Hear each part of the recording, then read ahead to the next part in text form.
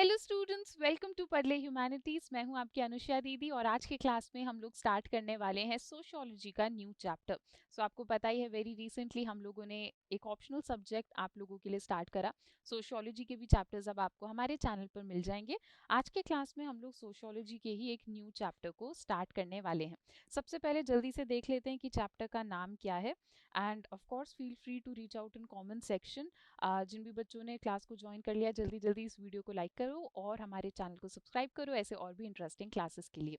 चलो, तो हमारे चैप्टर का नाम है terms, concepts and their use in sociology. ठीक है, तो बेसिकली ये भी थोड़ा मतलब एक इंट्रोडक्टरी काइंड ऑफ चैप्टर है, क्योंकि सोशियोलॉजी एक ऐसा सब्जेक्ट है जो कि हम लोगों ने पहले नहीं पढ़ा, 10th तक नहीं पढ़ा। पहली बार हम लोग इस सब्जेक्ट के साथ डील कर रहे हैं, तो इस चैप्टर में भी आपको थोड़ा बहुत इंट्रोडक्शन दिया जाएगा। तो सोशियोलॉजी के सब्जेक्ट में हम लोग क्या क्या टर्म्स यूज करते हैं, हम लोग क्या क्या कॉन्सेप्ट्स यूज करते हैं, सोशियोलॉजी के कॉन्सेप्ट्स कैसे हमारे लिए यूजफुल हैं, ये सारी चीज़ें आपको इस चैप्टर में समझाई जाएंगी। तो नाम, it is pretty much self explanatory कि आपको खुद ही नाम पढ़ के समझ आ रहा होगा कि हम टर्म्स एंड कॉन्सेप्ट्स पढ़ने वाले हैं जो कि सोशियोलॉजी में बहुत ही कॉमन तरीके से यूज़ करे जाते हैं। ओके, सो अब हम लोग अपना चैप्टर स्टार्ट करते हैं। ये बस बेसिक इंट्रोडक्शन दिया मैंने आपको कि इस चैप्टर में हम लोग क्या कवर करने वाले हैं। अगर हम लोग बात करें अपने प्रीवियस चैप्टर की, by the way previous chapter आपको इसी चैनल पर मिल जाएगा। अगर किसी ने मिस कर दिया, किसी ने नहीं पढ़ा है, तो प्रीवियस चैप्टर आपको इसी चैनल पर मिल जाएगा। तो अगर हम लोग अपने प्रीवियस चैप्टर की बात करें, तो प्रीवियस चैप्टर में हमने क्या पढ़ा? प्रीवियस चैप्टर में हमने सोसाइटी के बारे में पढ़ा। और प्रीवियस चैप्टर भी मतलब एक इंट्रोडक्टरी चैप्टर था, तो उस चैप्टर में हमने सोशियोलॉजी के बारे में इन डिटेल पढ़ा। ठीक है, हमने पिछले चैप्टर में ये भी समझा कि सोशियोलॉजी का एक मेन टास्क क्या होता है, ये समझना कि सोसाइटी और इंडिविजुअल कैसे लिंक्ड है ना। एक बहुत ही सेंट्रल रोल क्या होता है सोशियोलॉजी का, हम इस सब्जेक्ट में ये समझने की कोशिश करते हैं कि सोसाइटी और इंडिविजुअल कैसे लिंक्ड है। हमने ये भी समझा अपने पिछले चैप्टर में कि इंडिविजुअल्स जो हैं वो अकेले काम नहीं करते। ठीक है, अगर आप सोचोगे कि आप एक सोसाइटी में हो एंड उस सोसाइटी में आप सिर्फ अपने काम से मतलब रखोगे, तो इट इज़ नॉट पॉसिबल। ठीक है, we act like a group. हमने पिछले चैप्टर में ही पढ़ लिया था कि इंडिविजुअल के ऊपर सोसाइटी का असर, इफेक्ट पड़ता है। ठीक है, तो हम लोग अलग अलग टाइप के ग्रुप्स में रहते हैं, जैसे कि फैमिली। ठीक है, कुछ लोग ट्राइब्स में रहते हैं। ठीक है, इसके अलावा भी सोसाइटी में अलग अलग ग्रुप्स बनाए जाते हैं, जैसे कि कास्ट हो गया, क्लास हो गया, क्लैन हो गया, नेशन हो गया।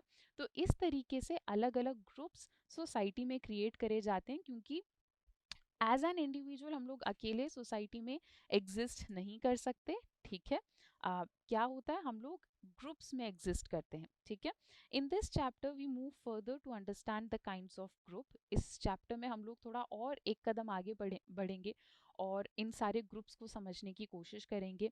हम समझेंगे कि कैसे सोसाइटी में अनइक्वल ऑर्डर्स हैं। ठीक है, हम समझेंगे कि स्ट्रैटिफिकेशन क्या होता है। अभी समझ नहीं आ रहा होगा आपको, सुनते जाओ, बेसिक इंट्रोडक्टरी टॉपिक है अभी ये। तो अभी आपको बस बताया जा रहा है कि इस चैप्टर में आप क्या क्या पढ़ोगे। आप पढ़ोगे स्ट्रैटिफिकेशन क्या होता है। ठीक है, आप ये समझोगे कि कैसे इंडिविजुअल्स को सोसाइटी में अलग अलग ग्रुप्स में रखा जाता है। आप समझोगे कि सोशल कंट्रोल वर्ड या टर्म का क्या मतलब होता है, सोसाइटी में अलग अलग इंडिविजुअल्स का क्या रोल होता है। ठीक है, क्या काम होता है, स्टेटस का असली मतलब क्या होता है। ठीक है, ये सारी चीज़ें आप लोग समझोगे। इसके अलावा आपको थोड़ा बहुत ये भी समझ आएगा कि हम सोसाइटी को किस नज़रिए से देखें। ठीक है, क्या हमें ऐसा सोचना चाहिए कि सोसाइटी एक ऐसा ग्रुप है जहाँ पे सब लोग हारमनी में रहते हैं, हारमनी मतलब सब लोग खुशी खुशी साथ साथ रहते हैं, या क्या हमें सोसाइटी को ऐसे देखना चाहिए कि सोसाइटी तो एक ऐसा ग्रुप है विच इज़ कन्फ्लिक्ट रिडन, मतलब एक ऐसा ग्रुप है जहाँ पे लोग आपस में एक दूसरे के साथ लड़ते झगड़ते रहते हैं। ठीक है, क्या सोसाइटी में हमारे रोल्स, हमारा काम, हमारा फंक्शन फिक्स्ड होता है। ठीक है, सोशल कंट्रोल का रियल मतलब क्या होता है, सोसाइटी में किस तरीके से इनइक्वालिटी है। ठीक है, ये सारे कुछ क्वेश्चंस हैं जिनका आंसर आपको by the end of this chapter आपको क्लियर हो जाएगा। ठीक है, बाय द वे हम पूरे चैप्टर को इसी लेक्चर में फिनिश करेंगे। ओके, चलो, तो अब सबसे पहले हमारा जो चैप्टर का नाम है उसी में ही हमें बताया जा रहा है कि इस चैप्टर में हम लोग सोशियोलॉजी से रिलेटेड बहुत सारे टर्म्स के बारे में पढ़ने वाले हैं। ठीक है, तो पहला क्वेश्चन जो कि आप लोगों के दिमाग में बिल्कुल आना चाहिए वो ये है कि सोशियोलॉजी जैसा जो सब्जेक्ट है इसमें हमें टर्म्स की क्या ज़रूरत है। ठीक है, क्योंकि बेसिकली हम लोग सोशियोलॉजी में क्या कर रहे हैं, हम लोग सोसाइटी के बारे में सीख रहे हैं, है ना। एंड सोसाइटी के बहुत सारे एस्पेक्ट्स तो हमें पता ही है ना, मतलब कुछ बहुत अलग सा कॉन्सेप्ट नहीं है, हम सारे लोग सोसाइटी में रहते हैं, तो बहुत सारी चीज़ें तो हम आसपास जब नोटिस करते हैं तो ही हमें समझ आ जाता है। तो सोशियोलॉजी जैसे सब्जेक्ट में हमें पर्टिकुलर टर्म्स समझने की क्या ज़रूरत है। ठीक है, जैसे मैं आपको थोड़ा और अलग एग्जाम्पल के साथ समझाती हूँ। ठीक है, चलो अगर हम बात करें न्यूक्लियर फिजिक्स की, ठीक है, अगर हम फिजिक्स की बात करें, ठीक है, तो फिजिक्स देखो एक ऐसा सब्जेक्ट है जो डे टू डे लाइफ में हम आसपास मोस्ट ऑफ द लोग नोटिस नहीं करते, है ना। जैसे ह्यूमैनिटीज के स्टूडेंट्स तो आई बिलीव आप लोग, अब हम साइंस से हट गए है ना, तो डेली लाइफ में हम लोग साइंस की बातचीत नहीं करते, हमारे पास टर्म्स है नहीं। ठीक है, फिजिक्स में अलग अलग चीज़ों को समझाने के लिए, तो इस टाइप के सब्जेक्ट में टर्म्स बनाना ज़रूरी हो जाता है, क्योंकि डेली लाइफ में हम लोगों ने ऐसे वर्ड्स नहीं बना रखे, है ना। तो साइंस या फिजिक्स या इवन मैथ्स, इन टाइप के सब्जेक्ट्स में तो टर्म्स बनाना ज़रूरी हो जाता है। ठीक है, अब अगर मैं सोशियोलॉजी की बात करूं तो सोशियोलॉजी लाइक आई सेड ये एक ऐसा सब्जेक्ट है जो मतलब बहुत ही कॉमन है। सोशियोलॉजी में हम जो भी चीज़ें पढ़ते हैं वो हम डेली लाइफ में बोल भी देते हैं, है ना। तो सोशियोलॉजी में हमें टर्म्स की क्या ज़रूरत है, तो हमें ये समझना ज़रूरी है कि हमने पहले चैप्टर में पढ़ा था कि नेवरदलेस सोशियोलॉजी एक सब्जेक्ट है, सोशियोलॉजी का अपना एक पास्ट है, एक हिस्ट्री है, तो सोशियोलॉजी को भी हमें एक उसी प्रॉपर सब्जेक्ट की तरह ट्रीट करना है एंड प्रॉपरली हमें हर एक टर्म का मतलब समझना है। फॉर एग्जाम्पल, जैसे हम लोग सोशियोलॉजी में एक वर्ड यूज़ करते रहते हैं बार बार, है ना, फैमिली, हम लोग फैमिली बहुत बार यूज़ करते रहते हैं। अब अगर आप ऊपर ऊपर से देखो तो आपको लगता है कि फैमिली तो कोई टर्म ही नहीं है, इसका तो मतलब हमें पता है ना। पर जस्ट बिकॉज आप इस वर्ड को बार बार सुनते हो इसका मतलब ये नहीं है कि आपको उस वर्ड के बारे में सब कुछ पता है। ठीक है, इसीलिए टर्म्स बनाना, हर एक चीज़ को डिफाइन करना बहुत ज़्यादा ज़रूरी हो जाता है। हमने पहले चैप्टर में ये भी पढ़ा था कि सोशियोलॉजी को कॉमन सेंस या कॉमन नॉलेज या फिर नेचुरलिस्टिक एक्सप्लेनेशन के साथ हमें कंफ्यूज नहीं करना। ठीक है, सोशियोलॉजी में कई बार ऐसा होगा कि आप ऐसी चीज़ें पढ़ोगे जो आपको लगेगा कि ये तो पता था मुझे, है ना, पर ये नहीं सोचना कि आपको ये इसीलिए पता था क्योंकि ये कॉमन सेंस का पार्ट होता है। ठीक है, तो ताकि हम डिफ्रेंशिएट कर पाए कि नहीं, सोशियोलॉजी एक प्रॉपर सब्जेक्ट है जिसकी खुद की बायोग्राफी है, जिसकी खुद की हिस्ट्री है, इसीलिए हमने प्रॉपर टर्म्स को इंट्रोड्यूस करना स्टार्ट करा। ठीक है, likewise sociological concepts to have a story to tell. ठीक है, तो सोशियोलॉजी में जैसे टर्म्स होते हैं ना, तो सोशियोलॉजी में वैसे अलग अलग कॉन्सेप्ट्स भी होते हैं। ठीक है, और सोशियोलॉजी में ये भी होता है कि हमारे जो अलग अलग थिंकर्स हैं उनका अलग अलग नज़रिया होता है सेम कॉन्सेप्ट के ऊपर। ठीक है, many of the concept reflect concern of social thinkers to understand and map social changes। अलग अलग कॉन्सेप्ट में हमें अलग अलग सोशल थिंकर्स का नज़रिया पता लगता है।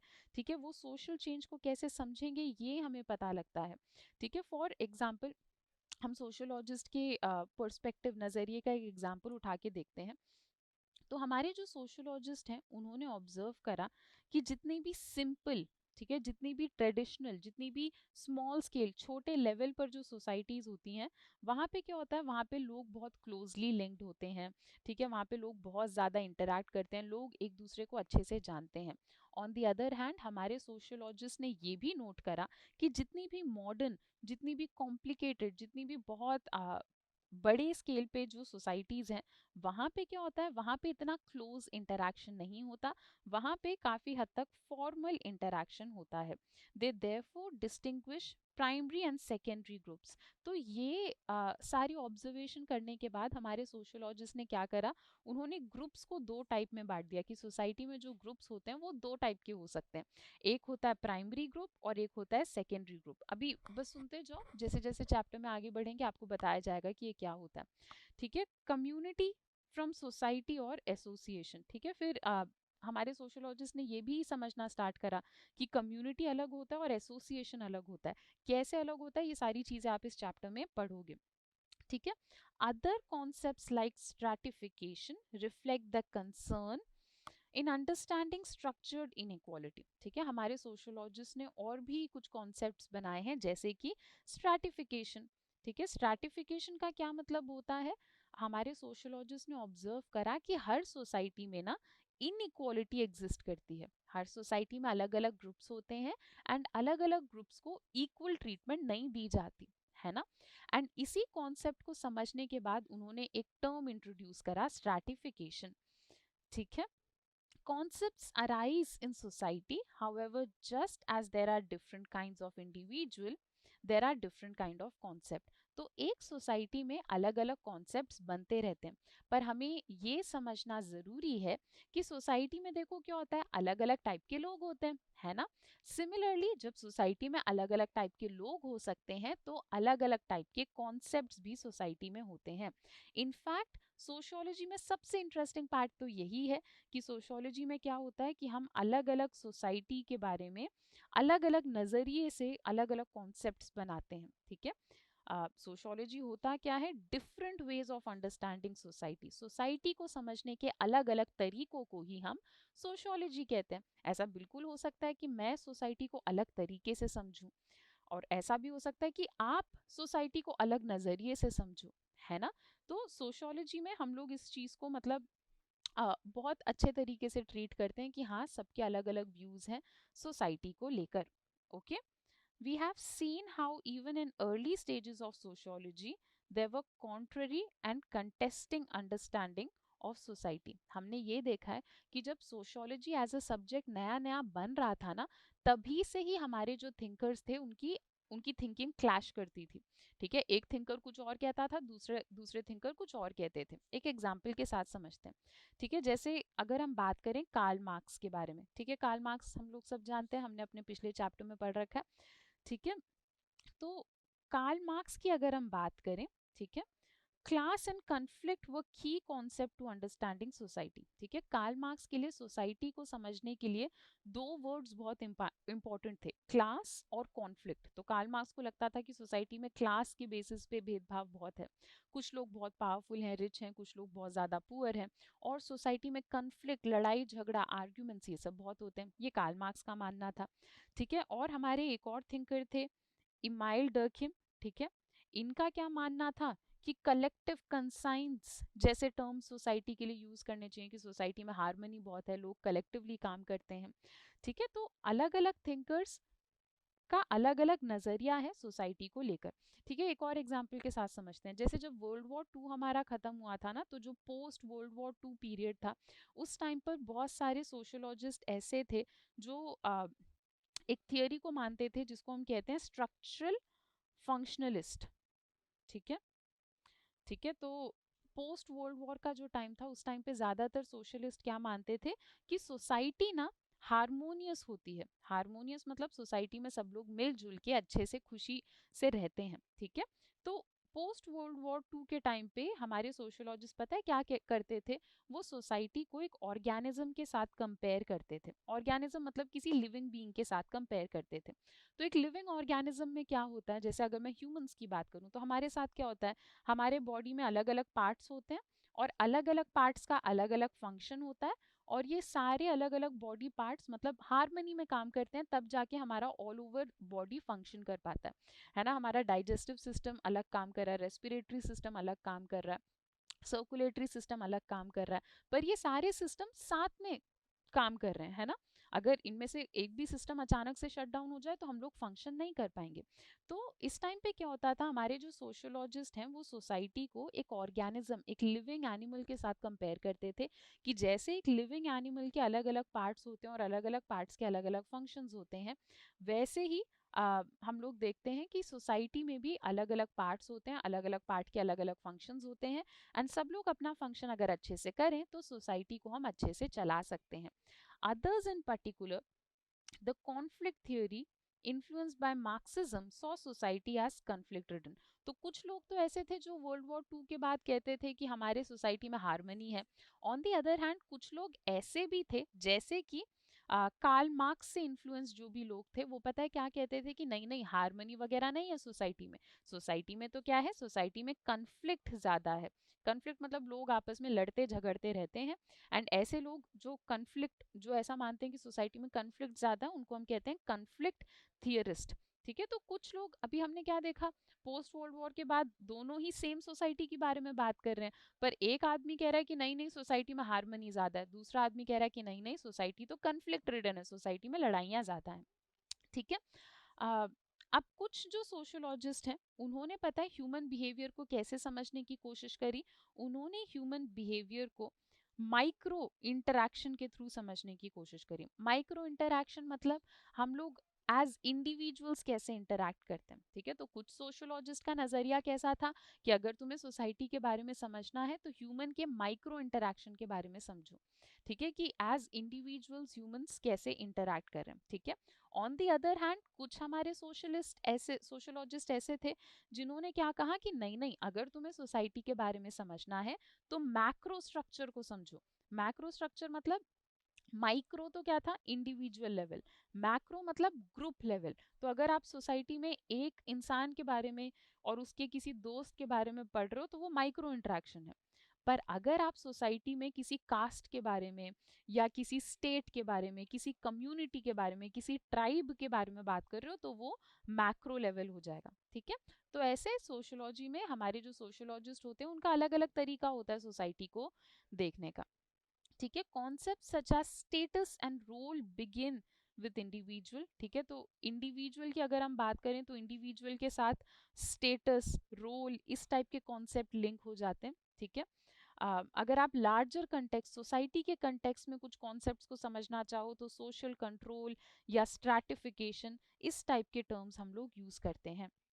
ठीक है, classification helps us and are the tools through which we can understand reality. आपको समझना है कि जब हम अलग अलग चीज़ को क्लासिफाई करते हैं, अलग अलग चीज़ को अलग अलग तरीकों से समझते हैं तो क्या होता है, ये एक टूल की तरह काम करता है जिसके थ्रू हम लोग आसानी से रियलिटी को समझ पाते हैं, सोसाइटी को समझ पाते हैं। ठीक है, आप ऐसे समझो कि हमने जो भी क्लासिफिकेशंस करी हैं, हमने जो भी टर्म्स बनाए, जो भी कॉन्सेप्ट बनाए हैं, वो एक की तरह, एक चाबी की तरह है जो कि हमें एक लॉक खोलने की हेल्प कर रही है। ठीक है, लॉक खोलना मतलब सोसाइटी को समझना इज इक्विवेलेंट टू लॉक खोलना। ठीक है, तो ऐसा कहा जा रहा है कि जो जो भी हमने टर्म्स बनाए, जो भी हमने कॉन्सेप्ट बनाया है, वो एक चाबी, एक की तरह है जो कि किसी लॉक को खोल सकती है। ठीक है, नेक्स्ट हमारे बुक में ये भी कहा जा रहा है कि पर जरूरी नहीं है कि हर एक की काम कर जाए। ऐसा भी हो सकता है कि हमारी की खराब हो जाए या फिर लॉक के ऊपर रस्ट लग जाए, की थोड़ी बेंड हो जाए, ये सारी चीजें भी हो सकती हैं। ठीक है, तो ऐसे में हम क्या करेंगे, हमें उसका भी सॉल्यूशन ढूंढना होगा। ठीक है, या मतलब आपको एक एग्जाम्पल के साथ समझाया जा रहा है कि सोसाइटी ना कोई फिक्स्ड चीज नहीं है। ऐसा नहीं है कि मैंने आज कुछ कह दिया कि मैंने सोसाइटी के बारे में ये पता लगाया, मैंने आज कुछ कह दिया और वो 100 साल तक बदलेगा ही नहीं। ठीक है, ऐसा नहीं है, क्योंकि सोसाइटी इज डायनामिक, सोसाइटी के सारे कॉन्सेप्ट्स चेंज होते रहते हैं। तो ऐसा बिल्कुल हो सकता है कि लॉक टूट जाए, चाबी बेंड हो जाए, बट एज सोशियोलॉजिस्ट हमें हर एक चीज का सोल्यूशन ढूंढना ही है।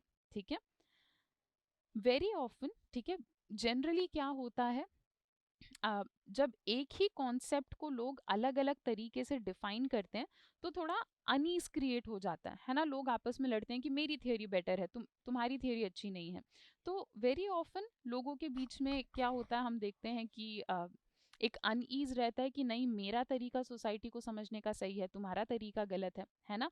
फॉर एग्जाम्पल जो कन्फ्लिक्ट थियोरी को मानते हैं, जैसे कार्ल मार्क्स क्या कहते हैं कि सोसाइटी में कन्फ्लिक्ट ज्यादा रहता है। ठीक है, और बाकी सोशोलॉजिस्ट क्या कहते हैं, कुछ सोशोलॉजिस्ट ऐसे भी कहते हैं कि नहीं नहीं कन्फ्लिक्ट ज्यादा नहीं रहता सोसाइटी में, तो हार्मनी ज्यादा रहती है ना। तो कन्फ्लिक्ट थियरी और फंक्शनलिस्ट थियरी जो भी लोग मानते हैं उन लोगों के बीच में एक क्लैश रहता है। ठीक है, पर हमें ये समझना है कि ये जो तरीका है जिसमें हम अलग अलग अप्रोच के साथ सोसाइटी को देख रहे हैं, this is the heart of sociology. ठीक है, तो इट इज कंप्लीटली फाइन, क्योंकि हमारे सोसाइटी में अलग अलग टाइप के लोग हैं, क्योंकि हमारी सोसाइटी ही बहुत ज़्यादा डाइवर्स है। तो बहुत ही नॉर्मल सी बात है, जब सोसाइटी में इतनी ज़्यादा डाइवर्सिटी है तो सोसाइटी को समझने के लिए भी हमें डाइवर्स नज़रियों को सुनना ही पड़ेगा, देखना ही पड़ेगा। ठीक है, In our discussion on various terms, you will notice how there is divergence of views. अभी तो खैर चैप्टर स्टार्ट भी नहीं हुआ, थोड़ा बेसिक इंट्रोडक्शन चल रहा है, पर जैसे जैसे हमारा चैप्टर स्टार्ट होगा आपको समझ आएगा कि कैसे अलग अलग लोगों के अलग अलग व्यूज़ हैं सेम कॉन्सेप्ट को लेके, ठीक है। And you will also understand कि जब लोग अलग अलग नज़रिए से सोसाइटी को देखते हैं, जब लोग आपस में डिबेट करते हैं, डिस्कशन करते हैं, तो उससे हम सोसाइटी को और अच्छे से समझ पाते हैं, ठीक है। चलो, तो अब हम आगे बढ़ते हैं। चलो, नेक्स्ट टॉपिक हमारा क्या है, सोशल ग्रुप्स एंड सोसाइटी, ठीक है। सोशल ग्रुप्स एंड सोसाइटी के बारे में पढ़ते हैं। अब कुछ टर्म्स हैं जिनको डिफाइन करा जा रहा है हमारे चैप्टर में, मैं रीड कर रही हूँ, आप लोग सुनो, ठीक है। सोशियोलॉजी क्या होता है, it is the study of human social life, ठीक है। सोशियोलॉजी क्या होता है, it is the study of human social life, ठीक है। A defining feature of human life, हमारी ह्यूमन लाइफ का एक बहुत ही इंपॉर्टेंट फीचर क्या होता है कि हम जो ह्यूमंस हैं, हम आपस में एक दूसरे के साथ बातचीत करते हैं, इंटरैक्ट करते हैं, कम्युनिकेट करते हैं, हम अलग अलग काम करते हैं साथ में, सोशल कलेक्टिविटीज़ करते हैं, ठीक है। The comparative and historical perspective of sociology brings home to apparent innocuous fact. तो जब भी हम सोशियोलॉजी एज ए सब्जेक्ट के बारे में इन डिटेल सोचते हैं, तो दो फैक्ट्स हमारे दिमाग में आते हैं, ठीक है। सोशियोलॉजी के बारे में दो फैक्ट्स हमारे दिमाग में आते हैं। पहला फैक्ट क्या है, ठीक है, every society, in every society human groups and collectivities exist, ठीक है। तो सोशियोलॉजी का पहला फैक्ट क्या है कि हर सोसाइटी में, चाहे वो बहुत एंशियंट, बहुत पुरानी सोसाइटी हो, मेडाइवल सोसाइटी हो या मॉडर्न सोसाइटी हो, चाहे वो एशियन सोसाइटी हो, यूरोपियन सोसाइटी हो या अफ्रीकन सोसाइटी हो, हर सोसाइटी में हम इंसानों ने ग्रुप्स बनाए हैं, हम लोग साथ में मिलके काम करते हैं, ठीक है। सेकेंड फैक्ट क्या है सोशियोलॉजी से रिलेटेड कि ये जो अलग अलग टाइप के ग्रुप्स हैं या कलेक्टिविटीज़ हैं, हर सोसाइटी में अलग अलग टाइप के ग्रुप होते हैं, ठीक है। तो एशिया में अलग टाइप के ग्रुप्स बनते हैं सोसाइटी में, यूरोप में अलग टाइप के ग्रुप्स बनेंगे सोसाइटी में, ठीक है। तो ये दो फैक्ट्स हमारे सोशियोलॉजी से रिलेटेड। पॉइंट वन, हर एक सोसाइटी में ग्रुप्स बनते हैं। पॉइंट टू, हर हर सोसाइटी का जो ग्रुप होता है वो अलग होता है। ये दो फैक्ट्स याद रखना, ठीक है। अब नेक्स्ट हम समझ लेते हैं एग्रीगेट क्या होता है, ठीक है। अभी मैंने आपको बताया सोसाइटी में ग्रुप बनते हैं, है ना, पर ग्रुप का मतलब ये नहीं है कि अगर चार पांच लोग साथ में कहीं खड़े हैं तो हम उसे ग्रुप कह देंगे, ठीक है। Any gathering of people does not form social group, ठीक है। सोशल ग्रुप का मतलब ये नहीं है कि किसी भी गैदरिंग, किसी भी टाइप के ग्रुप ऑफ पीपल को आप सोशल ग्रुप कह दो, ठीक है। तो एक टर्म यूज करते हैं हम सोशियोलॉजी में जिसको हम कहते हैं एग्रीगेट्स। एग्रीगेट का मतलब होता है जब रैंडम लोग एक जगह पर एक टाइम पर for whatever reason collect हो जाए तो हम उसे एग्रीगेट कहते हैं। तो एग्रीगेट का ना अक्सर आपस में कोई बॉन्ड नहीं होता, कोई इमोशनल, कोई मेंटल लिंक नहीं होता, ठीक है। तो एग्रीगेट क्या होता है, जब लोग रैंडमली एक जगह पर एक टाइम पर कलेक्ट हो जाए तो हम उसे एग्रीगेट कहते हैं। ये सोशल ग्रुप नहीं है, हम उसे कहते हैं एग्रीगेट। जैसे फॉर एग्जांपल मान लो एक रेलवे स्टेशन है, ठीक है। तो रेलवे स्टेशन में बहुत सारे लोगों को ट्रेन पकड़नी है, तो कुछ 100 लोग साथ में आके रेलवे स्टेशन में बैठ गए, ठीक है।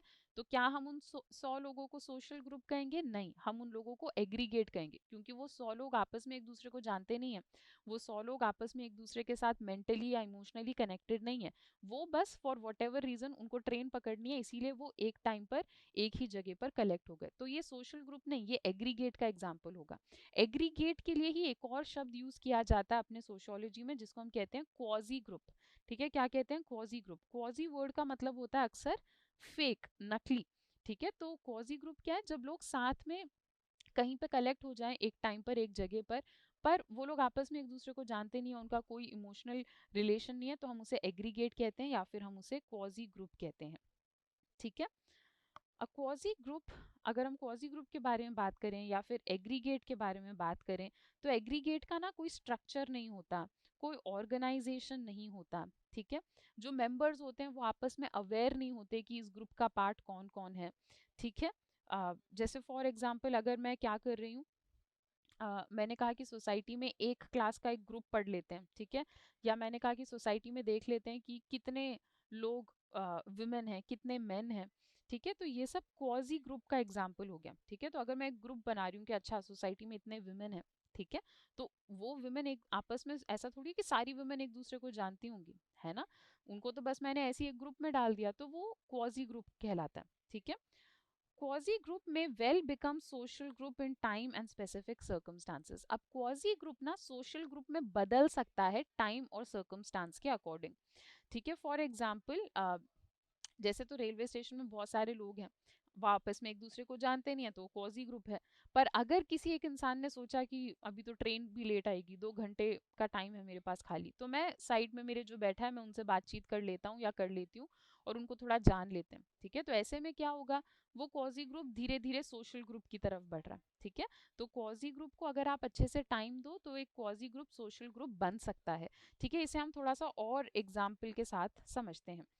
Individuals belonging to particular class or caste may not be organized as a collective body, ठीक है, but they have over a period of time given rise to political party. अब मान लो एक कोई भी ग्रुप ऑफ पीपल हैं जिनको मैं एक क्वाजी ग्रुप में डाल रही हूँ कि ये लोग तो लोअर कास्ट के लोग हैं। ठीक है, मान लो हम कह रहे हैं कि लोअर कास्ट के लोग इस ग्रुप में हैं। ठीक है, तो ये क्या हो गया, ये क्वाजी ग्रुप हुआ। कास्ट के बेस पे भेदभाव करना, ये क्वाजी ग्रुप हुआ, है ना।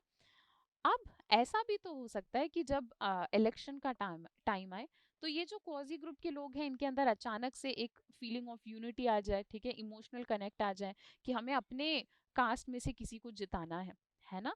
तो with time quasi group social group बन सकता है। क्वाजी ग्रुप में भी इमोशनल कनेक्ट, मेंटल कनेक्ट धीरे धीरे डेवलप हो सकता है। ठीक है, जैसे फॉर एग्जाम्पल एक और जैसे ये इससे पिछला एग्जाम्पल तो उतना अच्छा नहीं था। ठीक है, इसमें कास्टिज्म को थोड़ा हमें मेंशन करना पड़ा। इस वाले एग्जाम्पल के थ्रू आप समझ सकते हो, जैसे इंडिया में जब हम लोग आज़ादी के लिए संघर्ष कर रहे थे तो भी क्या था, हम लोग क्वाजी ग्रुप्स थे, है ना। हम सारे लोग अलग अलग कल्चर के थे, अलग ट्रेडिशन के थे, अलग लैंग्वेज बोलते थे, अलग स्टेट्स के थे। ठीक है, पर जब हमें अचानक से लगा कि ब्रिटिशर्स ऐसे तो ब्रिटिशर्स बहुत परेशान कर देंगे इंडिया को, तो हमने क्या करा, हमने साथ में मिलके काम करना स्टार्ट कर दिया। तो पहले हम लोग क्वाजी ग्रुप थे, पर जब सिचुएशन चेंज हुई, जब टाइम आया, तो हम सारे लोगों ने साथ में मिलके हारमनी में काम करना स्टार्ट कर दिया। तो ऐसे में हमारी क्वाजी ग्रुप चेंज होकर क्या बन गई, सोशल ग्रुप बन गई। ठीक है, the women's movement brought about the idea of women group and organisation. ठीक है, इसी दौरान विमेन ने साथ में मिलके काम करना स्टार्ट कर दिया। तो क्वाजी ग्रुप टाइम के साथ सोशल ग्रुप बन सकती है। A social group can be said to have at least the following characteristic. एक सोशल ग्रुप में फॉलोइंग कैरेक्टरिस्टिक होती हैं। डायरेक्ट क्वेश्चन आएगा what are the characteristics of social groups, तो आपको ये आंसर लिख देना है, ऐसे ही बिल्कुल पॉइंट वाइज लिख कर आना है। ठीक है, चलो, तो क्या कैरेक्टरिस्टिक्स होती हैं सोशल ग्रुप की। Point one, persistent interaction to provide continuity. ठीक है, तो सोशल ग्रुप के जो लोग होते हैं वो परसिस्टेंटली मतलब दिल से इंटरैक्ट करते हैं एक दूसरे के साथ। ठीक है, नेक्स्ट, जो ग्रुप के लोग होते हैं, ठीक है, वो कंटिन्यूटी पर भी विश्वास रखते हैं कि हमें कंटिन्यूस तरीके से इंटरैक्शन को फ्यूचर में भी करना है। और क्या होता है, सोशल ग्रुप में एक स्टेबल पैटर्न होता है इंटरैक्शन का। ठीक है, सोशल ग्रुप में अक्सर जो लोग होते हैं वो आपस में एक स्टेबल पैटर्न के थ्रू इंटरैक्ट करते हैं। ठीक है, जैसे वीक में एक बार बात हो रही है या वीक में 2 बार हो रही है, तो इनका एक पैटर्न होता है इंटरैक्ट करने का। ऐसे नहीं कि एक साल में एक बार कर दिया, दूसरे साल में रोज बात हो गई। तो एक स्टेबल पैटर्न होता है इंटरेक्शन का सोशल ग्रुप में। ठीक है, नेक्स्ट, एक सेंस ऑफ बिलोंगिंग फील होती है मेंबर्स को। ठीक है, तो अगर आप फील करते हो कि I belong to this group, I am accepted in this group, तो इट इज मोर लाइकली कि आप अपने सोशल ग्रुप की बात कर रहे हो। ठीक है, अक्सर सोशल ग्रुप में जितने भी लोग होते हैं उनके शेयर्ड इंटरेस्ट होते हैं, उनके सेम सेम इंटरेस्ट होते हैं। अक्सर सोशल ग्रुप के जो लोग होते हैं उनके कॉमन नॉर्म्स होते हैं, वो लोग कॉमन रूल्स और वैल्यूज के ऊपर विश्वास रखते हैं।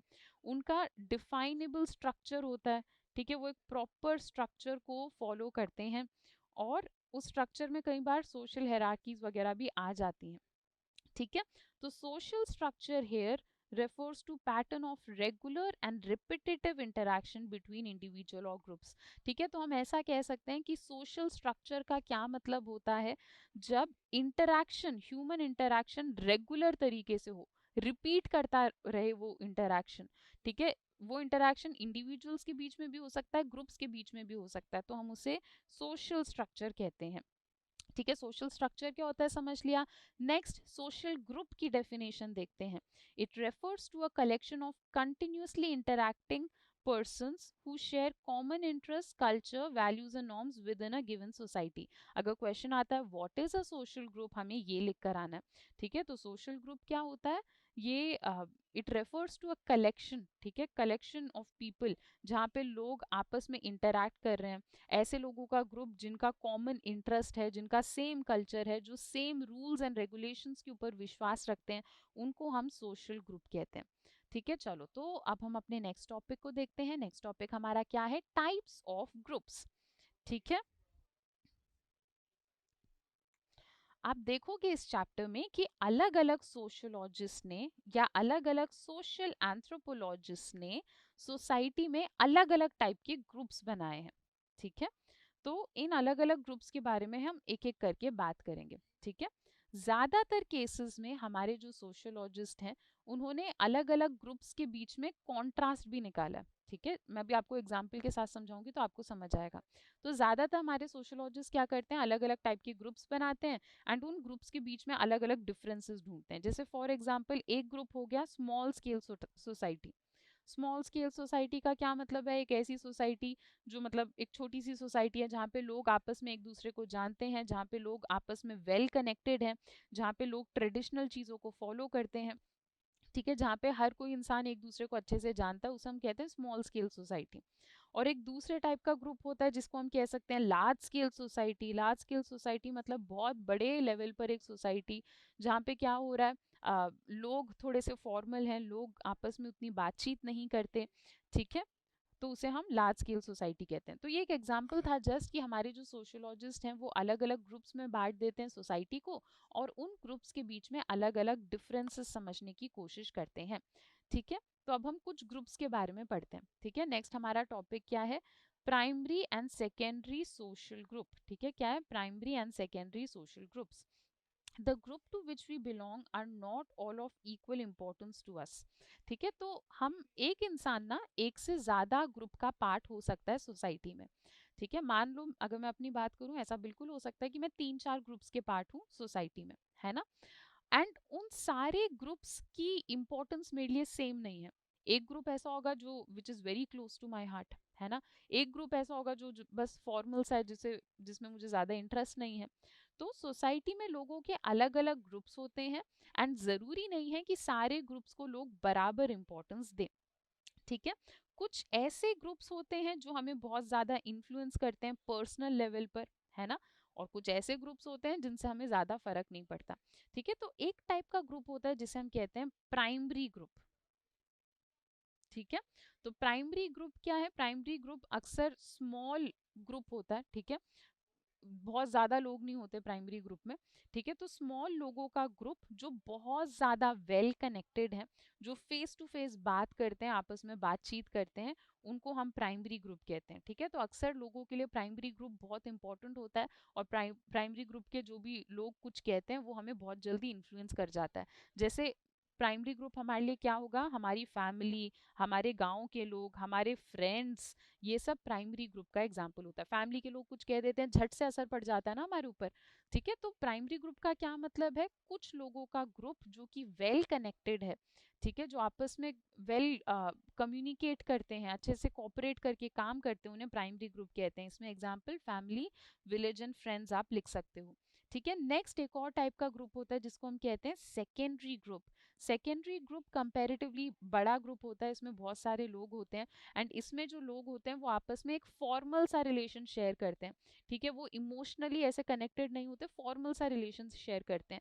जैसे कि group of students in a school. ठीक है, तो स्कूल में देखो 4-5 ऐसे दोस्त होंगे जो आपके बहुत खास हैं, पर आप ऐसा तो नहीं कह सकते ना कि पूरा का पूरा स्कूल आपका मतलब क्लोज फ्रेंड्स की कैटेगरी में आ जाता है ना। तो सेकेंडरी ग्रुप क्या है, अ लार्जर ग्रुप जो आपको उस हद तक इन्फ्लुएंस नहीं करता, जिसके साथ आप बहुत बड़े या क्लोज लेवल में कनेक्टेड नहीं हो। ठीक है, तो स्कूल, हॉस्पिटल, हॉस्पिटल में जितने सारे लोग हैं, ठीक है, स्टूडेंट्स का कोई एसोसिएशन, ये सब सेकेंडरी ग्रुप का पार्ट बन जाता है। ठीक है, चलो नेक्स्ट टॉपिक हमारा क्या है, कम्युनिटी एंड सोसाइटी और एसोसिएशन। ठीक है, तो इस टॉपिक में हम समझने की कोशिश करेंगे कि कम्युनिटी का क्या मतलब होता है, और फिर हम समझेंगे सोसाइटी या फिर एसोसिएशन का क्या मतलब होता है। ठीक है, चलो, the idea of comparing and contrasting old tradition and agrarian way of life ठीक है, dates back to the writing of classical sociologist. ये जो आइडिया है ना, जिसमें हम अलग अलग ग्रुप्स बना रहे हैं सोसाइटी के, फिर उन अलग अलग ग्रुप्स को कंपेयर कर रहे हैं, ये आइडिया कोई बहुत नया सा आइडिया नहीं है। बहुत पहले जब sociology as a subject develop हो रहा था, तब से ही हम ऐसे कंपेयर करते हुए आ रहे हैं टर्म्स को। ठीक है, जैसे फॉर एग्जाम्पल कम्युनिटी टर्म का क्या मतलब है? कम्युनिटी वर्ड हमें तब यूज करना चाहिए जब हम ऐसे ह्यूमन रिलेशनशिप्स के बारे में बात कर रहे हैं जो कि बहुत ज्यादा पर्सनल हैं, बहुत ज्यादा क्लोज हैं। ठीक है, उनके लिए हमें कम्युनिटी वर्ड्स यूज करना चाहिए। ठीक है, एज इन फैमिली। ठीक है, जब आप अपने फैमिली, अपने बहुत अच्छे दोस्तों के बारे में बात कर रहे हो, तो आप कम्युनिटी टर्म यूज कर सकते हो। ठीक है, अब सोसाइटी और एसोसिएशन का क्या मतलब है? सोसाइटी या फिर एसोसिएशन कम्युनिटी का उल्टा टर्म होता है। ठीक है, तो जब आप किसी ऐसे ग्रुप के बारे में बात कर रहे हो जहाँ पे आप इमोशनली कनेक्टेड नहीं हो, बहुत क्लोज फ्रेंडशिप नहीं है, तो आप क्या यूज करोगे? सोसाइटी या फिर एसोसिएशन। हम ऐसा कहते हैं ना कि मैं एक एसोसिएशन का पार्ट हूँ या मैं इस सोसाइटी में रहती हूँ, तो सोसाइटी के सारे लोग मेरे मतलब यार और जिगरी थोड़ी हैं। ठीक है, तो सोसाइटी कम्युनिटी का थोड़ा ऑपोजिट कॉन्सेप्ट होता है। सोसाइटी में जो लोग होते हैं वो थोड़ा फॉर्मल तरीके से लिंक करते हैं। ठीक है, जैसे मान लो कोई एसोसिएशन है, उस एसोसिएशन का मकसद क्या है कि ट्रेड अच्छे से करना है। तो अगर ट्रेड अच्छे से करना है तो वो यारी दोस्ती के ऊपर ज़्यादा फोकस नहीं करेंगे। वो क्या करेंगे? वो एग्रीमेंट्स बनाएंगे, कॉन्ट्रैक्ट्स बनाएंगे। उनका कैलकुलेटिव सा नेचर रहेगा कि कैसे मैं कहाँ से फ़ायदा कर पाऊंगा या कर पाऊंगी, है ना। तो सोसाइटी या एसोसिएशन एग्रीमेंट का उल्टा कॉन्सेप्ट होता है। तो आप ऐसा भी कह सकते हो कि कम्युनिटी के लोग हमारे प्राइमरी ग्रुप का पार्ट है। पढ़ा था ना, प्राइमरी ग्रुप मतलब जो हमारे बहुत खास क्लोज लोग होते हैं। ठीक है, हम ऐसा भी कह सकते हैं कि एसोसिएशन के लोग हमारे सेकेंडरी ग्रुप का पार्ट होते हैं। ठीक है, नेक्स्ट टॉपिक हमारा क्या है? इन ग्रुप्स एंड आउट ग्रुप्स। ठीक है, इन ग्रुप्स एंड आउट ग्रुप्स को समझते हैं। ठीक है, तो इन ग्रुप क्या होता है? एक ऐसा ग्रुप जहाँ पे आपको अस या फिर वी की फीलिंग आए। ठीक है, मतलब एक ऐसा ग्रुप जिससे आपको देखकर लगे कि हाँ, I belong to this group. ठीक है, अस, वी, आप ऐसे वर्ड्स यूज करो। ठीक है, अस मतलब हम, आप ऐसे वर्ड्स जिस ग्रुप के लिए यूज करो उसे हम कहते हैं इन ग्रुप। ठीक है, आउट ग्रुप क्या होता है? एक ऐसा ग्रुप मतलब जो आपके ग्रुप का पार्ट नहीं है, आपको लेना देना नहीं है उससे, आप उसे आउट ग्रुप कहोगे। आप आउट ग्रुप के लिए किस टाइप के वर्ड यूज करोगे? देम या फिर दे, मतलब वो लोग। ठीक है, इन ग्रुप के लिए हम क्या कहते हैं? हम लोग। आउट ग्रुप के लिए वो लोग, देम, दे, इस टाइप के वर्ड्स यूज करे जाते हैं। जैसे फॉर एग्जाम्पल, अगर कुछ बच्चे हैं जो सेम स्कूल में जाते हैं, तो हो सकता है वो लोग आपस में उनकी दोस्ती बहुत बढ़िया हो जाए और वो लोग इन ग्रुप बना लें। ठीक है, तो इन लोगों के लिए क्या होगा? ऐसे स्टूडेंट्स जो किसी और स्कूल में जाते हैं वो आउट ग्रुप का पार्ट होंगे। ठीक है, इन ग्रुप में कौन है? सेम बच्चे जो सेम स्कूल में जा रहे हैं, आपस में बहुत बढ़िया दोस्त हैं, वो इन ग्रुप का पार्ट है ना। और आउट ग्रुप में कौन आ जाएगा? ऐसे बच्चे जो दूसरे स्कूल में जाते हैं, वो हमारे आउट ग्रुप का पार्ट बन जाएंगे। ठीक है, an out group on the other hand is one to which members of an in group do not belong. ठीक है, अक्सर क्या होता है, जो आउट ग्रुप के लोग होते हैं उन्हें इन ग्रुप के लोग अच्छे से ट्रीट भी नहीं करते, होता है ना। दूसरे स्कूल के बच्चे होते हैं तो हम अच्छे से बात नहीं करते उनसे। ठीक है, तो एक एग्जाम्पल मैं और दे के समझाती हूँ आपको। जो माइग्रेंट्स होते हैं, ठीक है, तो अगर एक कंट्री में किसी और कंट्री से लोग आके काम कर रहे हैं तो हम उन्हें माइग्रेंट्स कह सकते हैं। ठीक है, तो जो माइग्रेंट्स होते हैं उन्हें अक्सर आउट ग्रुप की तरह ट्रीट किया जाता है। ठीक है, पर आपको याद रखना है कि इन ग्रुप, आउट ग्रुप, इन सारी चीज़ों की डेफिनेशन विथ टाइम चेंज हो जाती है। तो हमारे एक बहुत ही well known sociologist M N Srinivas ने एक दिन ऑब्जर्व करा। ठीक है, उन्होंने क्या करा? उन्होंने सेंसस कराया रामपुरा में 1948 में। एंड उन्होंने ये समझा कि रामपुरा में क्या चल रहा है। लोग ना रीसेंट माइग्रेंट्स और लेटर माइग्रेंट्स को अलग अलग ट्रीटमेंट देते हैं। ठीक है, रीसेंट माइग्रेंट्स मतलब ऐसे लोग जो हाल ही में आपके कंट्री में आए हैं। ठीक है, और लेटर माइग्रेंट्स मतलब ऐसे लोग जो बहुत टाइम पहले आपके कंट्री में आके सेटल भी हो चुके हैं। ठीक है, तो एम एन श्रीनिवास ने देखा कि सोसाइटी में लोग आउट ग्रुप्स में भी अलग अलग आउट ग्रुप्स बनाते हैं। रीसेंट माइग्रेंट्स को अलग ट्रीटमेंट दे रहे हैं, लेटर माइग्रेंट्स को अलग ट्रीटमेंट दे रहे हैं। ठीक है, तो उन्होंने ऐसे बताया। ठीक है, ये उन्हीं के वर्ड्स लिखे हुए हैं यहाँ पे। उन्होंने ऐसे बताया कि मैंने कुछ विलेजर्स से बात करके देखी तो मुझे क्या पता चला कि कुछ माइग्रेंट्स को, कुछ इमिग्रेंट्स को ये लोग क्या बोलते हैं? ये मतलब प्रॉपर उनके लैंग्वेज में लिखा हुआ है, ठीक है। इसका मतलब क्या है, केम येस्टरडे और द अदर डे बिफोर। कुछ माइग्रेंट्स के बारे में वो ऐसे बात करते हैं कि ये तो अभी आए हैं, ठीक है, ये तो कल ही आए हैं, ये तो परसों ही आए हैं, ऐसे बात करते हैं। और कुछ माइग्रेंट्स को ये लोग क्या कहते हैं, केम लॉन्ग अगो, ओल्ड लाइनेजिस्ट, ठीक है, कि ये तो बहुत पहले आए थे, ये तो हमारे ओल्ड लाइनेज का पार्ट है। तो ऐसे माइग्रेंट्स को भी अलग अलग ट्रीटमेंट दी जाती है। नेक्स्ट टॉपिक हमारा क्या है, रेफरेंस ग्रुप, ठीक है। रेफरेंस ग्रुप क्या है, for any group of people there are always groups whom they look up to and aspire to be like, ठीक है। तो हमेशा क्या होता है, कुछ मान लो कुछ लोगों का ग्रुप है, ठीक है। जैसे फॉर एग्जांपल हम लोग मान लेते हैं ये लोग पुअर लोगों का एक ग्रुप है, ठीक है। तो हर एक ग्रुप के लिए ना कोई एक दूसरा ऐसा ग्रुप होता है जो उनके लिए एक रेफरेंस की तरह होता है कि हम किसी दिन इनकी तरह बनेंगे, ठीक है। तो पुअर लोगों के लिए, ठीक है, मिडिल क्लास के जो लोग हैं, ठीक है, वो उनके लिए क्या है, रेफरेंस ग्रुप, कि किसी दिन 5-10 साल के अंदर हमें इनके ग्रुप की तरह बनना है, ठीक है। तो एक ऐसा ग्रुप जिसके बारे में हम एस्पायर करते हैं कि यार ऐसा बनना है, ऐसा होना चाहिए, उस ग्रुप को हम क्या कहते हैं, रेफरेंस ग्रुप, ठीक है। तो हम लोग रेफरेंस ग्रुप का पार्ट नहीं होते, ठीक है। रेफरेंस ग्रुप हमारे एस्पिरेशन, हमारे सपनों का पार्ट होता है कि कभी हम इनके तरह बन के दिखाएंगे, ठीक है। तो रेफरेंस ग्रुप लोगों के लिए एक इंपॉर्टेंट सोर्स ऑफ इंफॉर्मेशन होता है, ठीक है। जैसे पुअर लोग अक्सर बोलते होंगे कि मिडिल क्लास के लोगों का तो कल्चर ऐसा होता है, लाइफस्टाइल ऐसा होता है, ठीक है, उनके गोल्स ऐसे होते हैं। तो रेफरेंस ग्रुप से ये सारी चीज़ें हम लोग सीख सकते हैं। मैं आपको रेफरेंस ग्रुप का थोड़ा और प्रॉपर एग्जाम्पल देती हूँ।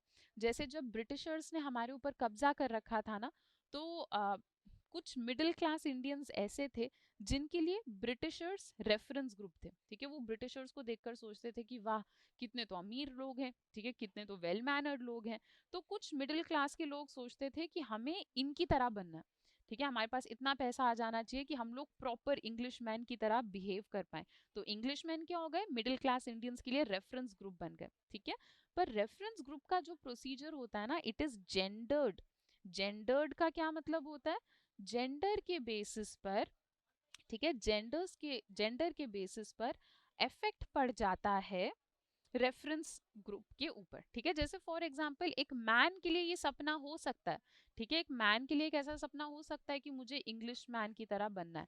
पर एक वुमेन के लिए, वुमेन को सोसाइटी में बोला जाता है नहीं नहीं, तुम इंग्लिश वुमेन की तरह बनने की कोशिश मत करो, तुम इंडियन रहो, वही बढ़िया, ठीक है। तो बेस्ड ऑन आर जेंडर हमारे रेफरेंस ग्रुप के ऊपर असर पड़ सकता है, ठीक है। चलो नेक्स्ट टॉपिक हमारा क्या है, पीयर ग्रुप्स, ठीक है। पीयर ग्रुप्स क्या होता है, this is a kind of primary group, primary group का पार्ट होता है पीयर ग्रुप, ठीक है। Usually form between individual, peer groups क्या होता है, ये ऐसे इंडिविजुअल्स का ग्रुप होता है जो सिमिलर एज के हैं या सेम काम करते हैं, ठीक है। जैसे मेरे ऑफिस में जो दोस्त होंगे वो मेरे पीयर ग्रुप का पार्ट है, आपके स्कूल में जो आपके दोस्त होंगे वो आपके पीयर ग्रुप का पार्ट है। तो पीयर ग्रुप का क्या मतलब है, ये एक प्राइमरी ग्रुप होता है जिसके लोग ऑलमोस्ट सेम एज ग्रुप के होते हैं, ठीक है, एंड ऑलमोस्ट सेम इंटरेस्ट ये लोग शेयर करते हैं। अब पीयर ग्रुप से ही रिलेटेड एक और टर्म होता है जिसे हम कहते हैं पीयर प्रेशर। पीयर प्रेशर का क्या मतलब है, जब हमारे पीयर ग्रुप के लोग हमें कोई चीज करने के लिए प्रेशराइज करते हैं तो हम उसे पीयर प्रेशर कहते हैं, ठीक है। जैसे फॉर एग्जांपल अगर मैं आपको एक एग्जांपल दूं, तो ऐसा कहा जाता है कि पीयर प्रेशर से संभल के रहना है हमें। कई बार जो हमारे फ्रेंड्स हैं वो हमारे ऊपर नेगेटिव इन्फ्लुएंस डाल देते हैं कि तुम स्मोकिंग करके देखो, ड्रिंकिंग करके देखो, तो ये सब पीयर प्रेशर का पार्ट होता है। पीयर प्रेशर मतलब हमारे पीयर ग्रुप के लोग हमारे ऊपर किस हद तक एक प्रेशर डाल रहे हैं कि तुम ये करके देखो या वो करके देखो, ठीक है। चलो पीयर प्रेशर भी समझ लिया। अब नेक्स्ट टॉपिक हमारा क्या है, सोशल स्ट्रैटिफिकेशन, ठीक है। सोशल स्ट्रैटिफिकेशन को समझते हैं। तो सबसे पहले स्ट्रैटिफिकेशन की डेफिनेशन देख लेते हैं। हम लोग बार बार स्ट्रैटिफिकेशन वर्ड को सुन रहे हैं इस चैप्टर में, एंड स्टार्टिंग में तो जब सुना था मैंने आपसे कहा भी था कि रुक जाओ, जैसे जैसे बढ़ेंगे चैप्टर में समझा दिया जाएगा, है ना। चलो तो सोशल स्ट्रैटिफिकेशन टॉपिक अब आ गया, पहले स्ट्रैटिफिकेशन टर्म को समझ लेते हैं, ठीक है। तो अगर क्वेश्चन आता है बच्चों की बताओ व्हाट इज स्ट्रैटिफिकेशन, तो क्या लिख के आओगे आप लोग, stratification can most simply be defined as structural inequalities between different groupings of people। ठीक है, स्ट्रैटिफिकेशन का क्या मतलब है? हमें पता है कि सोसाइटी में अलग अलग ग्रुप्स हैं, हमें ये भी पता है कि इन ग्रुप्स के बीच में इनइक्वालिटी है। ठीक है, कुछ ग्रुप्स को सोसाइटी के लोग थोड़ा ऊपर रखते हैं, कुछ ग्रुप्स को सोसाइटी के लोग थोड़ा नीचा दिखाते हैं। तो ये जो इनइक्वालिटी का कॉन्सेप्ट है अलग अलग ग्रुप्स के बीच में, इसी कॉन्सेप्ट को हम लोग स्ट्रैटिफिकेशन कहते हैं। तो अगर मैं पूछूं स्ट्रैटिफिकेशन सोसाइटी का क्या मतलब है, तो सोसाइटी में जो इनइक्वालिटी है, जो भेदभाव है, उसी को ही स्ट्रैटिफिकेशन कहा जाता है। अक्सर लोग स्ट्रैटिफिकेशन को जियोलॉजिकल कंटेक्स्ट में भी समझते हैं। ठीक है, जैसे हमारे अर्थ के अलग अलग लेयर्स होते हैं ना, आप लोगों ने ज्योग्राफी में मेरे साथ पढ़ भी रखा है। ठीक है, तो जैसे हमारे अर्थ के अलग अलग ऐसे लेयर्स होते हैं, वैसे सोसाइटी के भी ग्रुप्स को ऐसे अलग अलग लेयर्स में प्लेस करा जाता है। ठीक है, तो स्ट्रैटिफिकेशन जो वर्ड है उसमें ये ऐसे एक शब्द पड़ा है ना, स्ट्रैटा, उसका मतलब होता है हेरारकी, कि मतलब टॉप से लेके बॉटम तक किसी को अरेंज करके रख लेना। ठीक है, उसे हम स्ट्रैटिफिकेशन कहते हैं। Inequality of power and advantage is central for sociology. Stratification में हम ये भी देखते हैं कि एक सोसाइटी में लोगों को इनइक्वल, ठीक है, अनइक्वल ट्रीट करा जाता है। ठीक है, कुछ लोगों को ज्यादा अपॉर्चुनिटीज दे दी जाएंगी। ठीक है, कुछ लोगों के लिए हेल्थ, लॉन्गिविटी, लॉन्गिविटी मतलब ज्यादा लाइफ स्पैन जीना, सिक्योरिटी, एजुकेशनल सक्सेस। ठीक है, कुछ लोगों के लिए काम करना, पॉलिटिक्स को इन्फ्लुएंस करना, ये सब बहुत आसान होता है। ऑन दी अदर हैंड कुछ लोगों के लिए हेल्थ, पढ़ाई, काम, इन सब में अपॉर्चुनिटीज पाना बहुत ज़्यादा मुश्किल होता है। ठीक है, तो अगर हम हिस्टोरिकली देखें, ठीक है, अगर हम थोड़ा हिस्ट्री को देखें, तो ह्यूमन सोसाइटीज में स्ट्रैटिफैक्शन 4 बेसिक सिस्टम्स में रहा है। ठीक है, हमने 4 बेसिक तरीके से स्ट्रैटिफैक्शन करा अपने ह्यूमन हिस्ट्री में। ठीक है, तो उसे जरा समझ लेते हैं। एक तो देखो कास्ट सिस्टम, तो आई फील लाइक सबको पता ही होगा, है ना। तो एक कास्ट सिस्टम है, उसके बारे में इन डिटेल पढ़ेंगे। एक सिस्टम है स्लेवरी। स्लेवरी भी आप लोगों को थोड़ा बहुत याद होगा, क्लास 9th में हम लोगों ने जब पूरे यूरोप के बारे में पढ़ रहे थे तब हमने स्लेवरी के बारे में बहुत पढ़ा है। ठीक है, इसके अलावा एस्टेट का सिस्टम और क्लास का सिस्टम। ठीक है, इस इन दो तरीकों से भी हमने स्ट्रैटिफिकेशन और भेदभाव बहुत ज्यादा कर रखा है। ठीक है, तो अभी इन चारों के बारे में इन डिटेल पढ़ेंगे। एस्टेट भी आपको हिस्ट्री में पढ़ाया जाता है, क्लास भी आपने थोड़ा बहुत पढ़ रखा है, थोड़ा और इन डिटेल इस चैप्टर में पढ़ेंगे। शुरुआत करते हैं स्लेवरी से। ठीक है, स्लेवरी क्या है? ये एक बहुत ही एक्सट्रीम लेवल ऑफ इनइक्वालिटी होता है, जिसमें स्लेवरी में क्या होता था, लोग मानते थे कि हम दूसरे इंसान को ओन करते हैं। तो अगर एक ओनर है, ठीक है, और उसके पास एक स्लेव है, तो ये ओनर का क्या मानना होता था कि ये इंसान जो है इसे मैंने खरीद रखा है, आई ओन दिस ह्यूमन। तो इस कॉन्सेप्ट को स्लेवरी कहते थे। तो अगर किसी इंसान को खरीद रखा है, अगर आप किसी इंसान को ओन करते हो, तो स्लेवरी में क्या होता था, उस इंसान को बहुत गलत तरीके से ट्रीट किया जाता था, दिन रात काम कराते थे, पैसे वैसे नहीं देते थे, खाना वाना नहीं देते थे। तो जैसे गुलामी, ठीक है, प्रॉपर वर्ड स्लेवरी के लिए हिंदी में होगा गुलामी। ठीक है, तो स्लेवरी का सिस्टम चलता था। ठीक है, बहुत अगर मैं आपको मेजर एग्जांपल्स दूं स्लेवरी के, तो एंशियंट ग्रीस और एंशियंट रोम में स्लेवरी बहुत ज़्यादा प्रेवलेंट था। एंड फिर अगर हम अपने क्लास 9th के सिलेबस में आ जाते हैं, तो यूएसए के जो सदर्न स्टेट्स हैं, वहाँ पे 18th और 19th सेंचुरी में स्लेवरी को बहुत ज़्यादा फॉलो किया जाता था। ठीक है, ओवर टाइम क्या हुआ, लोगों को धीरे धीरे समझ आने लग गया कि स्लेवरी गलत है। लाइक आई सेड, ये आपको क्लास 9th में भी बताया जाता है। फ्रेंच रेवोल्यूशन में आपको बताया जाता है, एक टॉपिक आता है अबॉलिशन ऑफ स्लेवरी, उसमें आपको बताया जाता है कि ओवर टाइम लोगों को धीरे धीरे समझ आया कि नहीं, स्लेवरी करना गलत है। एंड स्लेवरी को ये धीरे धीरे सिस्टम से हटाना स्टार्ट कर देते हैं, इरेडिकेट करना स्टार्ट कर देते हैं। तो पता है क्या होता था, अगर मैं आपको थोड़ा और हिस्ट्री में जाके बताऊं, तो स्लेव्स ना रिच लोगों के पास होता था, बड़े बड़े बिजनेसमैन के पास होते थे स्लेव्स। ठीक है, तो काफी टाइम तक लोगों को ऐसा लगा कि अगर हम स्लेवरी के खिलाफ बोलेंगे तो ये जितने भी रिच लोग हैं ये ऑफेंड हो जाएंगे, ये बुरा मान जाएंगे, है ना। तो बहुत लंबे टाइम तक लोगों ने स्लेवरी के खिलाफ कुछ बोला नहीं। पर फिर लोग धीरे धीरे स्लेवरी के खिलाफ बोलना स्टार्ट करते हैं, और फिर धीरे धीरे स्लेवरी को हटा दिया जाता है। आज के टाइम पे स्लेवरी फॉलो नहीं किया जाता, पर स्लेवरी के कुछ फॉर्म्स को फॉलो करा जाता है। ठीक है, जैसे बॉन्डेड लेबर। ठीक है, कई बार क्या होता है कुछ एरियाज में, ठीक है, अब बहुत ही कम हो गया कि लोगों से जबरदस्ती काम करवा लिया, लोगों को सैलरी नहीं दी अच्छी, कई बार छोटे छोटे बच्चों से काम करा लिया जाता है। तो ये स्लेवरी के फॉर्म्स हैं, पर एग्जैक्टली स्लेवरी नहीं है। ठीक है, एस्टेट्स कैरेक्टराइज फ्यूडल यूरोप। ठीक है, हमने पढ़ रखा है ना, एस्टेट का सिस्टम क्लास 9th में आपको पढ़ा रखा था कि फ्रांस में क्या था, सोसाइटी में जितने भी लोग थे उनको 3 कैटेगरी में बांट दिया जाता था, फर्स्ट एस्टेट, सेकंड एस्टेट और थर्ड एस्टेट। फर्स्ट एस्टेट में आते थे क्लर्जी, ठीक है, मतलब चर्च के लोग। सेकंड एस्टेट में आते थे नोबल्स, मतलब रॉयल फैमिली के लोग। थर्ड एस्टेट में आते थे कॉमनर्स, मतलब जो भी बच गया सोसाइटी में, शॉपकीपर, फार्मर्स, लेबर, डॉक्टर्स, ये सब कॉमनर्स होते थे। तो ऐसे एस्टेट के बेसिस पे भेदभाव किया जाता था। फर्स्ट एंड सेकंड एस्टेट के लोगों को टैक्स पे नहीं करना पड़ता था, सिर्फ थर्ड एस्टेट के लोगों से बहुत ज़्यादा टैक्स लिया जाता था। तो ऐसे एस्टेट के बेसिस पे भी हमने भेदभाव करा है, ठीक है। एंड अभी आप देखोगे कि इस चैप्टर में, इस बुक में पर्टिकुलरली कास्ट एंड क्लास के बारे में आपको ज़्यादा बताया जाएगा कि कास्ट और क्लास के बेसिस पे कैसे भेदभाव हुआ। हमारी ये जो बुक है अंडरस्टैंडिंग सोसाइटी, उसमें भी हम देखेंगे कि क्लास, कास्ट और जेंडर के बेसिस में जो सोशल स्ट्रैटिफिकेशन, जो सोशल भेदभाव हुआ, उसके बारे में ज़्यादा डिस्कस किया जाता है, ठीक है। दैट बीइंग सेड, आगे बढ़ते हैं, अपना नेक्स्ट टॉपिक स्टार्ट करते हैं। कास्ट के बारे में थोड़ा सा समझते हैं, ठीक है। आई फील लाइक ये एक ऐसा टॉपिक है जो कि आप में से ज़्यादातर बच्चों को पता होगा, क्योंकि आप लोगों ने डेली लाइफ में इसके बारे में देखा होगा और हमने अपनी छोटी क्लासेस में तो पढ़ ही रखा है कास्ट के बारे में, ठीक है। तो कास्ट सिस्टम में बेसिकली क्या होता था, सोसाइटी के लोगों को अलग अलग कास्ट में बांट दिया जाता था। कुछ कास्ट के लोगों को ज़्यादा इंपॉर्टेंस दी जाती थी, कुछ कास्ट के लोगों को नीचा दिखाया जाता था। ध्यान रखना, हम कास्ट सिस्टम के बारे में पढ़ रहे हैं कि सिस्टम में होता क्या था, पर ये पढ़ते टाइम भी ध्यान रखना, ये जो सिस्टम था ये बिल्कुल ही गलत था, ठीक है। पर हाँ, हम बस अभी पढ़ रहे हैं कि था क्या उस सिस्टम में, ठीक है। तो कुछ लोगों को ना ब्राह्मण कहा जाता था, मतलब प्रीस्टली क्लास के लोग, ऐसे लोग जो रिलीजियस काम करते हैं, जो प्रीस्ट हैं, पुजारी हैं, उन्हें ब्राह्मण कहा जाता था। एंड इन्हें सोसाइटी में सबसे टॉप में रखा जाता था, ठीक है, सबसे ज्यादा इंपॉर्टेंस दी जाती थी, ठीक है। कुछ लोगों को पंचामास कहा जाता था या फिर आउटकास्ट कहा जाता था, एंड इन्हें सोसाइटी में बहुत ज्यादा नीचा दिखाया जाता था, ठीक है। इन जनरल अगर मैं आपको थोड़ा और इन डिटेल बताऊं तो सोसाइटी के लोगों को 4 वर्ण, ठीक है, 4 कैटेगरी में बांट दिया जाता था। कुछ लोगों को ब्राह्मण कहते थे, मतलब जो रिलीजियस प्रीस्ट, पुजारी वगैरह होते थे।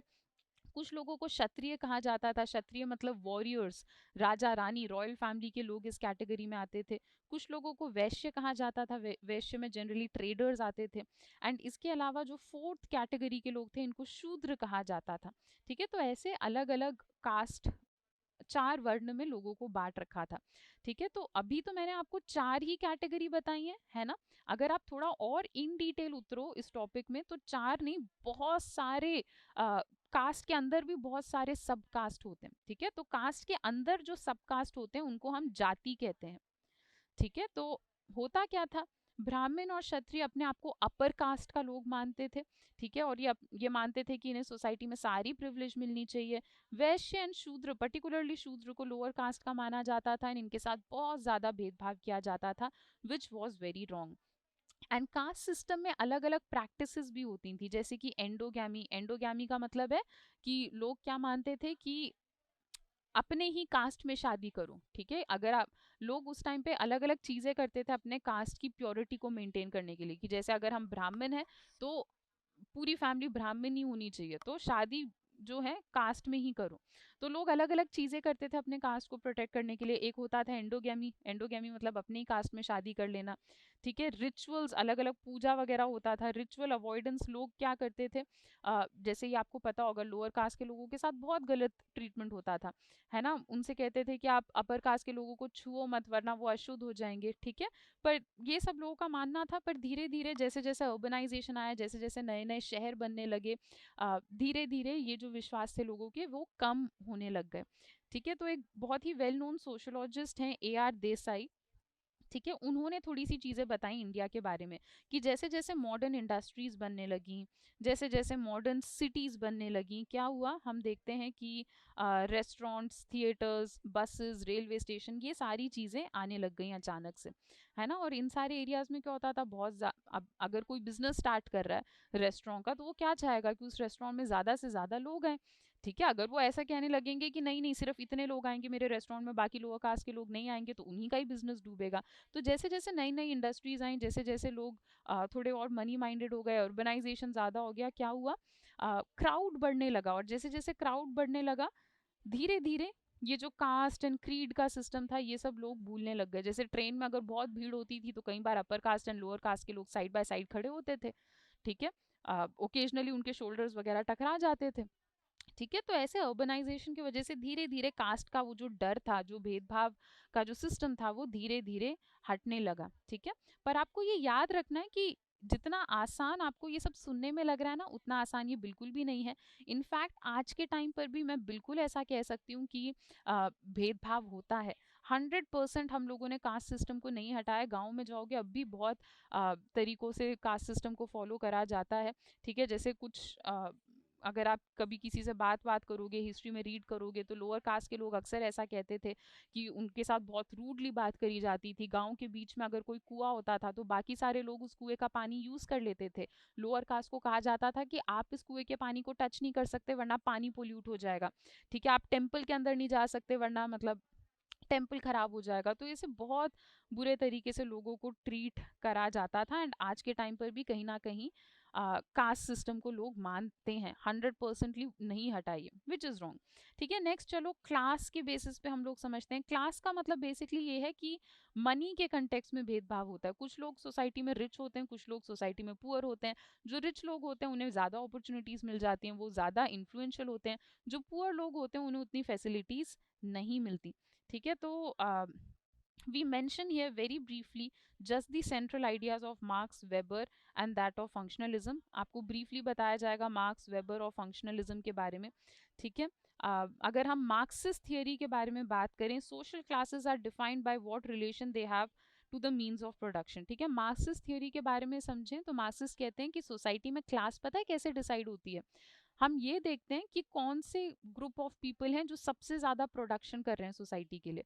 ठीक है। अगर आपका सबसे ज़्यादा आउटपुट रहेगा सोसाइटी के लिए तो आप हायर कास्ट के मेंबर हो, हायर क्लास के मेंबर हो। अगर आपका प्रोडक्शन उतना ज़्यादा नहीं है सोसाइटी के लिए तो आप लोअर क्लास के मेंबर हो।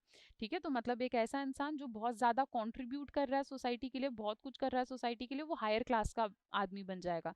एक ऐसा इंसान जो कम कंट्रीब्यूट कर रहा है सोसाइटी के लिए, वो लोअर क्लास का मेंबर बन जाएगा।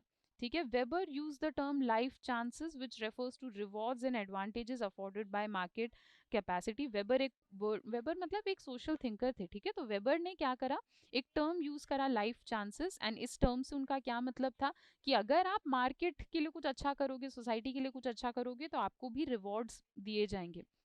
ठीक है। वेबर ये भी कहते थे कि इकोनॉमिक रिलेशंस की वजह से इनइक्वालिटी आ सकती है। ठीक है। It could be based on Prestige और पॉलिटिकल पावर। ठीक है। अगर आप हायर क्लास के पर्सन हो, आपके पास ज़्यादा पॉलिटिकल पावर रहेगी, ज़्यादा प्रिविलेजेस, ज़्यादा प्रेस्टीज, ज़्यादा ऑनर रहेगा। ठीक है। तो इस तरीके से क्लास के बेसिस से भी इनइक्वालिटी आ सकती है।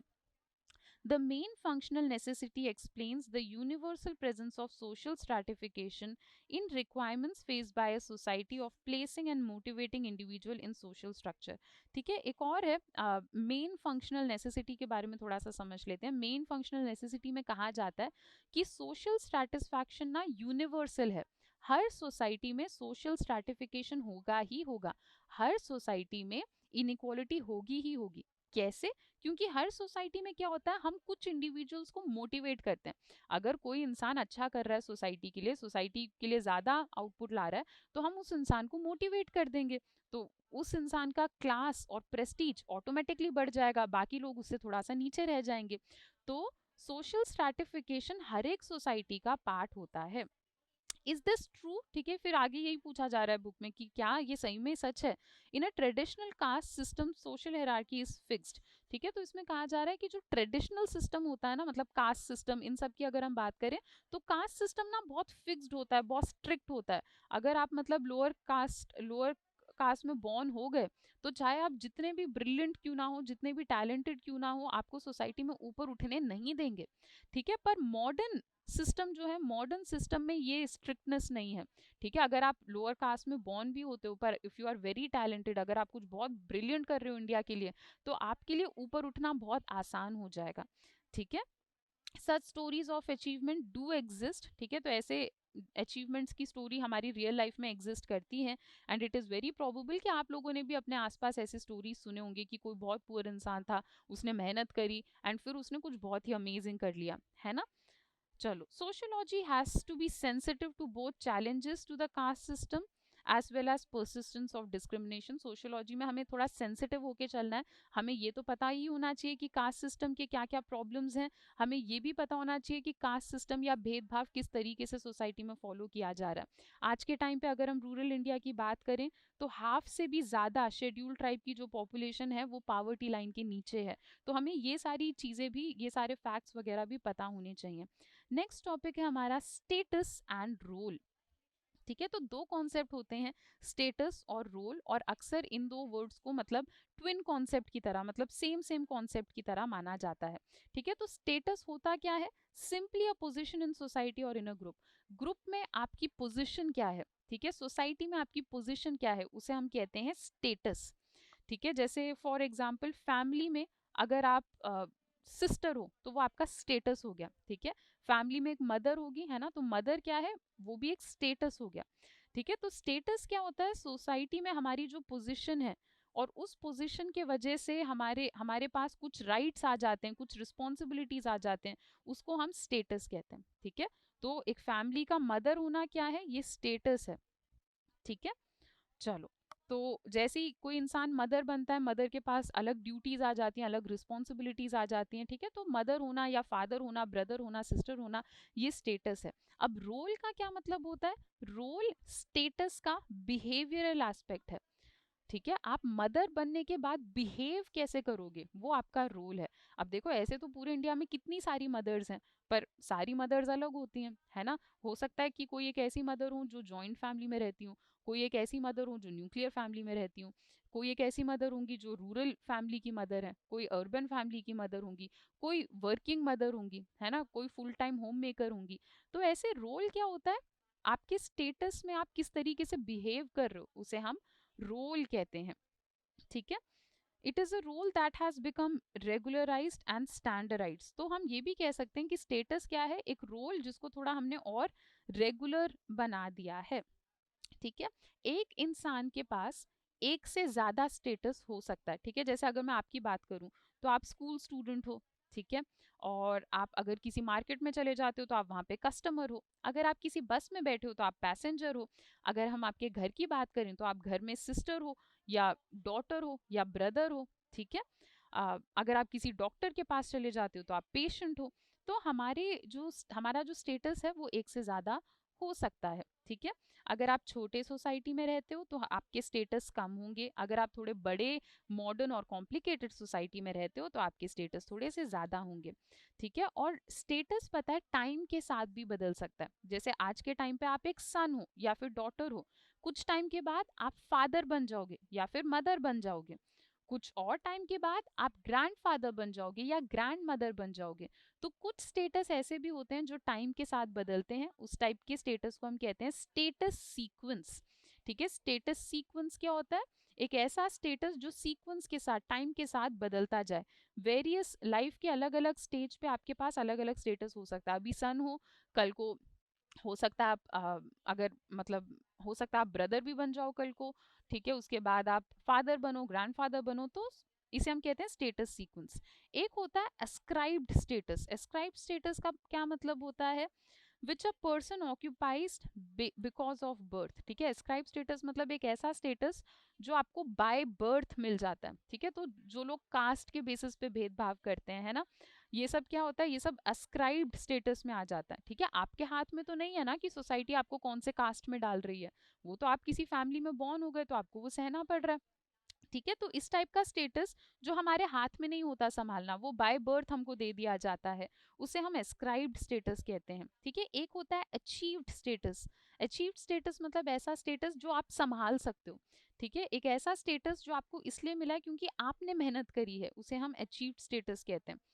जैसे मान लो कल को अगर आप पढ़ लिख कर यूपीएससी क्लियर कर कर अगर आप आईएएस बन जाते हो, तो ये आपका अचीव्ड स्टेटस होगा। ठीक है, क्योंकि ये तो आपके हाथ में, आप मेहनत करोगे तो आपको मिल जाएगा, नहीं मेहनत करोगे तो नहीं मिलेगा। तो अचीव्ड स्टेटस मतलब एक ऐसा स्टेटस जो आपने खुद अपनी मेहनत से आ, पाया है। ठीक है, तो एस्क्राइब्ड स्टेटस क्या था, ये ऐसा स्टेटस जिसके ऊपर आपको कंट्रोल नहीं, आप किसी फैमिली में बॉर्न हो गए तो इसीलिए आपको सहना पड़ रहा है। अक्सर एस्क्राइब्ड स्टेटस छोटे सोसाइटीज़ में होता है, गाँव वगैरह में ज़्यादा होता है। अचीव्ड स्टेटस मॉडर्न सोसाइटीज़ में ज़्यादा होता है, ठीक है। आपने मॉडर्न सोसाइटीज़ में अक्सर ऐसा सुना भी होगा, you have to prove yourself, ठीक है, अपने आप को प्रूव करो तभी हम आपको ये देंगे, ठीक है। तो जैसे जॉब वगैरह, वर्क प्लेस वगैरह में ये सारी चीज़ें चलती हैं, ठीक है। नेक्स्ट एक और टर्म है जो आपको समझना है, प्रेस्टीज। प्रेस्टीज का क्या मतलब होता है, the kind of value attach to the status और to the office is called prestige, ठीक है। आपके स्टेटस के साथ जो वैल्यू, जो रिस्पेक्ट अटैच्ड होती है उसे हम कहते हैं प्रेस्टीज, ठीक है। तो जैसे अगर आप डॉक्टर हो तो डॉक्टर के साथ एक प्रेस्टीज अटैच होती है ना, कि अरे वाह ये तो डॉक्टर है ना, एक रिस्पेक्ट अटैच होती है, उसी रिस्पेक्ट को हम प्रेस्टीज कहते हैं। अगर आप आईएएस हो तो लोग आपको बहुत वैल्यू करेंगे, ऑनर करेंगे, रिस्पेक्ट करेंगे, उसी को ही हम प्रेस्टीज कहते हैं, आपके स्टेटस के साथ जो रिस्पेक्ट अटैच्ड है, ठीक है। अब प्रेस्टीज अलग अलग लोगों के लिए अलग अलग हो सकती है, ठीक है। जैसे एक एग्जांपल देती हूँ, हो सकता है एक शॉपकीपर है जो बहुत ज़्यादा पैसे कमाता है, ठीक है, शॉप संभालता है पर बहुत ज़्यादा पैसे कमाता है। ऑन द अदर हैंड एक डॉक्टर है जो उतने पैसे नहीं कमाता पर वो डॉक्टर है, तो सोसाइटी में क्या होगा, डॉक्टर का नाम थोड़ा ज़्यादा होता है तो डॉक्टर को ज़्यादा इज्जत दी जाएगी, तो हम कहेंगे कि डॉक्टर का प्रेस्टीज ज़्यादा है, ठीक है। हालांकि हो सकता है बिल्कुल कि डॉक्टर की सैलरी कम हो, पर हम कहेंगे कि डॉक्टर का प्रेस्टीज ज्यादा है। अब देखो अलग अलग सोसाइटी में अलग अलग लोगों को अलग अलग प्रेस्टीज दी जा सकती है, ठीक है। ऐसा भी हो सकता है कि किसी और सोसाइटी में चले जाओ तो वो लोग कहें कि क्या डॉक्टर तो कुछ नहीं होता, हमारे यहाँ तो बिजनेस को ज्यादा बढ़ावा दिया जाता है, शॉपकीपर बढ़िया है। तो अलग अलग सोसाइटी में अलग अलग लोगों को अलग अलग तरीके से प्रेस्टीज दी जाती है, ठीक है। People performing their roles according to social expectation, that is role taking and role playing, ठीक है। तो role taking and role playing क्या होता है, जब लोग सोसाइटी के एक्सपेक्टेशंस के हिसाब से अपना काम करते हैं तो हम उसे कहते हैं रोल प्लेइंग। जैसे फॉर एग्जांपल अगर एक बच्चा है तो बच्चे को ना बचपन से ही सिखा दिया जाता है कि अगर लोग आते हैं घर में तो तुम्हें कैसे बिहेव करना है। अब हो सकता है वो बच्चा मतलब बहुत ही बिगड़ैल सा बच्चा हो, ठीक है, बहुत तेज तेज चीखता हो, चिल्लाता हो, बहुत शैतानी करता हो, पर अगर लोग आ रहे हैं घर पे तो वो बच्चा चुपचाप बैठेगा, है ना, बहुत अच्छे से गाना वाना गा के सुना देगा, नर्सरी राइम गा के सुना देगा, है ना।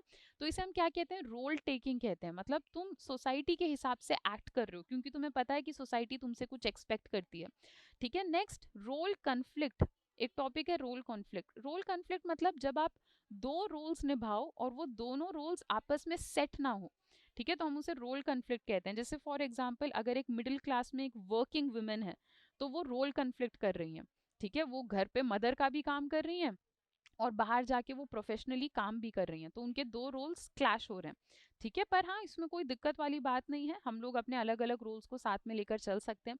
सोसाइटी में लोगों का अक्सर ये भी मानना होता है कि रोल कन्फ्लिक्ट तो सिर्फ वुमेन के साथ ही होता है, ठीक है, ऐसा नहीं है, कुछ कुछ सोसाइटी में मेन के साथ भी रोल कन्फ्लिक्ट ज्यादा होता है। जैसे एक कम्युनिटी है खासी, ठीक है, यहाँ पे पता है क्या होता है, मैट्रिलिनी ज्यादा है, ठीक है। मैट्रिलिनी का क्या मतलब है कि मदर की साइड ज्यादा डोमिनेटिंग होती है। जैसे आप इंडियन कल्चर को देखो तो ज्यादातर इंडियन सोसाइटीज में ये होता है कि फादर की साइड ज्यादा डोमिनेटिंग होती है, जो बच्चा होता है बच्चे को नाम भी फादर का सरनेम मिलता है ना। पर खासी कम्युनिटी में ऐसा नहीं होता, वो मदर के साइड से ज्यादा इन्फ्लुएंस्ड है, जो बच्चे होते हैं उन्हें मदर की जनरेशन का पार्ट माना जाता है। तो इस टाइप की सोसाइटी में मेन को भी रोल कन्फ्लिक्ट सहना पड़ता है, ठीक है। नेक्स्ट रोल स्टीरियोटाइपिंग क्या होता है, जब हम लोग एक रोल को स्टीरियोटाइप, स्टीरियोटाइप समझते हो, मतलब अ, एक स्टीरियोटाइप का मतलब होता है वैसे तो अपीयरेंस के बेसिस पे लोगों को जज कर लेना। आप किसी को जानते नहीं हो, ठीक है, किसी के बारे में आपको कुछ इन डिटेल पता नहीं है, पर जस्ट बिकॉज वो इंसान एक पर्टिकुलर तरीके से दिख रहा है तो आपने उसके बारे में कुछ फैक्ट्स अज्यूम कर लिए, उसे हम स्टीरियोटाइप करना कहते हैं, ठीक है। जैसे फॉर एग्जाम्पल अगर कोई कहता है कि ये तो विमेन है, ये अच्छे से ड्राइव नहीं करती होगी, तो ये स्टीरियोटाइप में आ गया, ठीक है, आप जानते ही नहीं हो, उसे क्या पता बढ़िया ड्राइव कर लेती हो, है ना। तो रोल स्टीरियोटाइपिंग का क्या मतलब होता है, किसी को देखना एंड उनका रोल खुद अज्यूम कर लेना, कि अगर आपने एक वुमेन को देखा, आप कह रहे हो कि इसे तो शादी करके घर संभालना चाहिए जस्ट बिकॉज वो वुमेन है, तो ये रोल स्टीरियोटाइपिंग हो गया। आपने एक मैन को देखा, आपने कहा कि इसे तो घर के काम नहीं आने चाहिए, इसे तो बाहर जाके कमाना ही है, ठीक है, तो आप उसके बारे में कुछ जानते ही नहीं, आपने ऐसी स्टीरियोटाइप कर दिया कि उसे बाहर जाके कमाना चाहिए, तो ये रोल स्टीरियोटाइपिंग का पार्ट होता है, ठीक है। अब देखो रोल के बारे में एक चीज याद रखना कि रोल ना लोग सीखते हैं, कोई एक फिक्स्ड फॉर्मूला नहीं है इसका, कि अगर आप मदर बन गए तो आपको ऐसे ऐसे ऐसे करना है, ठीक है। हम लोग ह्यूमंस हैं, हम लोग प्रोग्राम तरीके से रोबोट्स की तरह एक्ट नहीं कर सकते। रोल्स के बारे में हम धीरे धीरे सीखते हैं। एज इंडिविजुअल्स हम सोसाइटी का पार्ट बनते हैं, एक दूसरे से बातचीत करते हैं एंड हम धीरे धीरे अपने रोल्स को सीखते हैं। सबका अलग तरीका होता है अपने रोल्स को निभाने का। जैसे मैंने आपको बताया, सारे मदर्स सारे फादर्स अलग अलग होते हैं। Roles and status are not given and fixed, people make efforts and fight against discrimination. Role और स्टेटस लोगों का फिक्स नहीं होता, हमें अपने लाइफ में एफर्ट्स करने होते हैं, मेहनत करनी पड़ती है, तभी हमें अलग अलग रोल्स एंड स्टेटस सोसाइटी में प्रोवाइड किया जाता है। अब सोसाइटी में ना कुछ रूल्स एंड रेगुलेशन भी होते हैं, हमने पढ़ रखा है सोशल कंट्रोल के बारे में अपने पिछले लेक्चर्स में भी, ठीक है। तो क्या होता है, अगर कोई अपने रूल्स एंड रेगुलेशंस को अच्छे से, अगर कोई अपने रोल को अच्छे से प्ले नहीं कर रहा तो कई बार सोसाइटी उनको पनिश भी कर देती है ना। अब मान लो कोई मदर है, वो अपने बच्चे को मार रही है, ठीक है, पीट रही हैं या मर्डर वगैरह कर दिया, तो क्या होगा, सोसाइटी उस मदर को पनिश भी करेगी, है ना। तो इसे हम कहते हैं सोशल कंट्रोल। जब हम रोल्स और स्टेटस के साथ कुछ रूल्स एंड रेगुलेशंस को डाल देते हैं तो हम उसे कहते हैं सोशल कंट्रोल। तो नेक्स्ट टॉपिक हमारा यही है, सोसाइटी एंड सोशल कंट्रोल, ठीक है। तो सोशल कंट्रोल क्या है, ये सोशियोलॉजी का एक ऐसा कॉन्सेप्ट है जो आप बार बार सुनोगे, ठीक है। तो सोशल कंट्रोल होता क्या है, डेफिनेशन क्या है, it refers to various means used by society to bring its recalcitrant और unruly members back into line. तो सोशल कंट्रोल मतलब कोई एक ऐसा तरीका जिससे आप सोसाइटी में ऐसे लोग जो अच्छे से बिहेव नहीं कर रहे उनको थोड़ा कंट्रोल में ला पाओ। तो सोशल कंट्रोल क्या हुआ, कोई भी एक ऐसा तरीका जिससे आप गलत लोगों को पनिश कर रहे हो, उसे हम सोशल कंट्रोल कहते हैं, ठीक है। तो अभी हमने पढ़ा था ना चैप्टर की शुरुआत में कि अलग अलग सोशियोलॉजिस्ट का अलग अलग नजरिया होता है। तो अलग अलग सोशियोलॉजिस्ट सोशल ऑर्डर को भी, ठीक है, अलग अलग सोशियोलॉजिस्ट क्या करते हैं, सोशल कंट्रोल को भी अलग तरीके से समझते हैं, ठीक है। तो इसका मैं आपको एक एग्जांपल देती हूँ, ठीक है। तो मान लो कोई एक ऐसा सोशियोलॉजिस्ट है जो फंक्शनलिस्ट पर्सपेक्टिव पे विश्वास रखता है। फंक्शनलिस्ट पर्सपेक्टिव क्या है, कि सोसाइटी के सारे लोग हार्मनी में रहते हैं, ठीक है।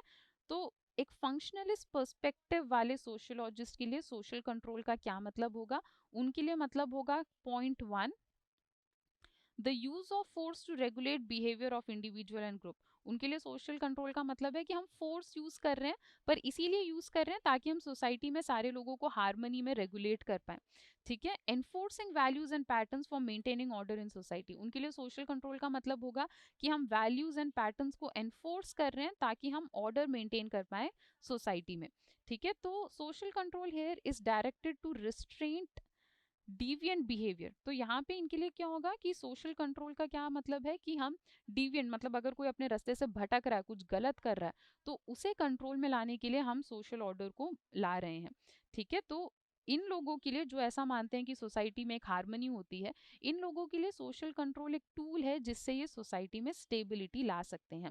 अब अगर हम कन्फ्लिक्ट थियरिस्ट की बात करें, जैसे कार्ल मार्क्स जैसे लोग जिनका मानना है कि सोसाइटी में हार्मनी वगैरह नहीं है, कन्फ्लिक्ट है, लोग आपस में लड़ते रहते हैं, तो अगर आप इनसे पूछोगे कि यार तुम बताओ तुम्हारे लिए सोशल ऑर्डर का क्या मतलब है, सोशल कंट्रोल का क्या मतलब है, तो ये लोग क्या कहेंगे कि हमारे लिए सोशल कंट्रोल का तो मतलब ये है कि सोसाइटी में कुछ रूल्स और रेगुलेशंस बने हुए हैं जिनसे डोमिनेंट ग्रुप के लोग वीक लोगों के ऊपर अपना पावर एक्सर्ट करते हैं, ठीक है। तो ये लोग कहेंगे कि सोशल कंट्रोल तो एक ऐसी चीज है जिससे कन्फ्लिक्ट बढ़ता है। जो पावरफुल लोग हैं वो जानबूझ के अपने मर्जी से रूल्स एंड रेगुलेशंस बनाकर फॉर्मल पावर को बाकी लोगों के ऊपर लगाते हैं, ठीक है। Social control refers to social process techniques and strategies by which behaviours of individual और ग्रुप्स आर रेगुलेटेड, ठीक है। पर इन जनरल अगर आप सोशल कंट्रोल के बारे में पढ़ो तो सोशल कंट्रोल होता क्या है, कोई भी टेक्निक या स्ट्रैटेजी जिससे आप कुछ लोगों के ग्रुप के बिहेवियर या इंडिविजुअल को रेगुलेट कर पाओ, ठीक है, आप कुछ वैल्यूज ऐड कर पाओ सोसाइटी में, उसे हम सोशल कंट्रोल कहते हैं। सोशल कंट्रोल दो टाइप के होते हैं, एक को हम कहते हैं इनफॉर्मल, एक को हम कहते हैं फॉर्मल। फॉर्मल सोशल कंट्रोल का क्या मतलब है, जब सोसाइटी में कोई ऑर्गेनाइजेशन हो आपके ऊपर सोशल कंट्रोल जताने के लिए, तो हम उसे फॉर्मल सोशल कंट्रोल कहते हैं।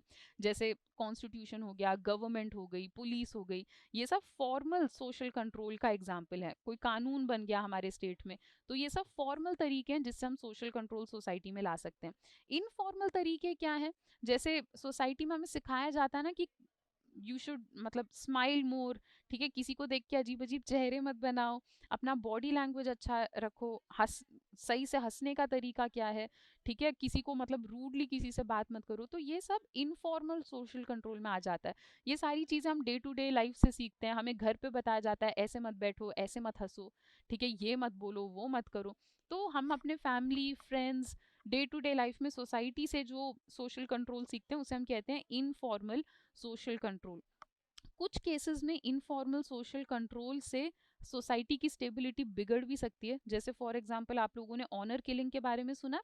हमें अपने फैमिलीज में सिखाया जाता है अपने ही कास्ट में मैरी करो, ठीक है, ऐसा करोगे तो स्टेबिलिटी आएगी, ठीक है, लव मैरिजेस नहीं करनी। तो कुछ फैमिलीज वगैरह में क्या होता है, अगर कोई लव मैरिज कर ले, out of caste inter caste marriage कर ले, तो क्या होता है, लोग अपने ऑनर को प्रोटेक्ट करने के लिए अपने फैमिली मेंबर्स को मार देते हैं या टॉर्चर करते हैं, उसे ऑनर किलिंग कहते हैं। तो ऑनर किलिंग में क्या है, ये एक इनफॉर्मल मेथड ही हो गया, है ना। हमारी फैमिली ने कुछ सिखाया जो हमने नहीं माना, तो फैमिली के लोगों ने क्या करा, मार दिया उस इंसान को। तो इनफॉर्मल मेथड से ज़रूरी नहीं है कि हमेशा सब कुछ स्टेबल चलता रहे। इनफॉर्मल मेथड की टीचिंग्स में भी इंस्टेबिलिटी आती है, ठीक है। नेक्स्ट एक टर्म है सैंक्शन, ठीक है। सैंक्शन का क्या मतलब होता है हमारे सोशियोलॉजी में, it is a mode of reward और पनिशमेंट दैट री socially expected forms of behaviour. Sanction का मतलब रिवॉर्ड भी हो सकता है, पनिशमेंट भी हो सकता है। आपने कोई रूल नहीं माना तो आपको पनिश किया गया, तो हम उसे कहेंगे नेगेटिव सैंक्शन।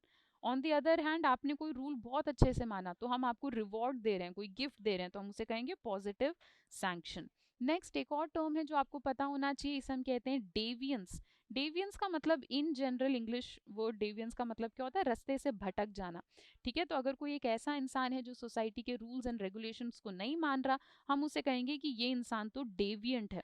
तो डेवियंस का क्या मतलब है, जब हम अपने रूल्स एंड रेगुलेशन से भटक जाते हैं तो हम उसे कहते हैं डेवियंस। अब डेवियंस का असली मतलब टाइम के साथ बदल सकता है। फॉर एग्जाम्पल, अगर आज से बहुत साल पहले कोई विमेन बोलती कि मुझे ना काम करने जाना है, ठीक है, या मुझे एस्ट्रोनॉट बनना है, ठीक है, या मुझे मैकेनिकल इंजीनियर बनना है, तो लोग सोचते कि ये विमेन तो मे बी मतलब क्या बोल रही है, ये तो डेविएंट है, हम अपने विमेन को ऐसे रेज नहीं करते। पर अगर आज के टाइम पे कोई विमेन बोले मुझे मैकेनिकल इंजीनियर बनना है या एस्ट्रोनॉट बनना है, तो हम कुछ नहीं कहेंगे, it will be very normal for us. तो डेविएंट का मतलब टाइम के साथ बदल सकता है, ठीक है। तो अब आपको थोड़ा बहुत समझ आ गया होगा कि सोशियोलॉजी एज अ सब्जेक्ट हमने पढ़ रखा है कि ये कॉमन सेंस से अलग होता है, इसीलिए सोशियोलॉजी जो सब्जेक्ट है इसमें टर्म्स एंड कॉन्सेप्ट्स की ज़रूरत है। एंड हमने काफ़ी सारे टर्म्स एंड कॉन्सेप्ट्स को इस चैप्टर में डिस्कस भी कर लिया है। And this is confetti time, ठीक है। आप लोगों ने इतना बड़ा चैप्टर इन डिटेल डिस्कस कर लिया, तो that was confetti for you. तो थोड़ा PAT your back, good job, आप लोगों ने बहुत अच्छे से ये चैप्टर समझ लिया है। एक और चैप्टर हम लोगों ने निपटा दिया है। मुझे कमेंट सेक्शन में ज़रूर बताना कि आज की क्लास कैसी लगी। नेक्स्ट चैप्टर आपको कौन सा चाहिए ये भी आप लोग कमेंट सेक्शन में बता सकते हो। Apart from that you all can also reach out on Instagram. चलो बच्चों, so that's it for today. आज के लिए इतना ही, अब हम लोग मिलते हैं अपने नेक्स्ट लेक्चर्स में। Till then bye bye, take care and thank you.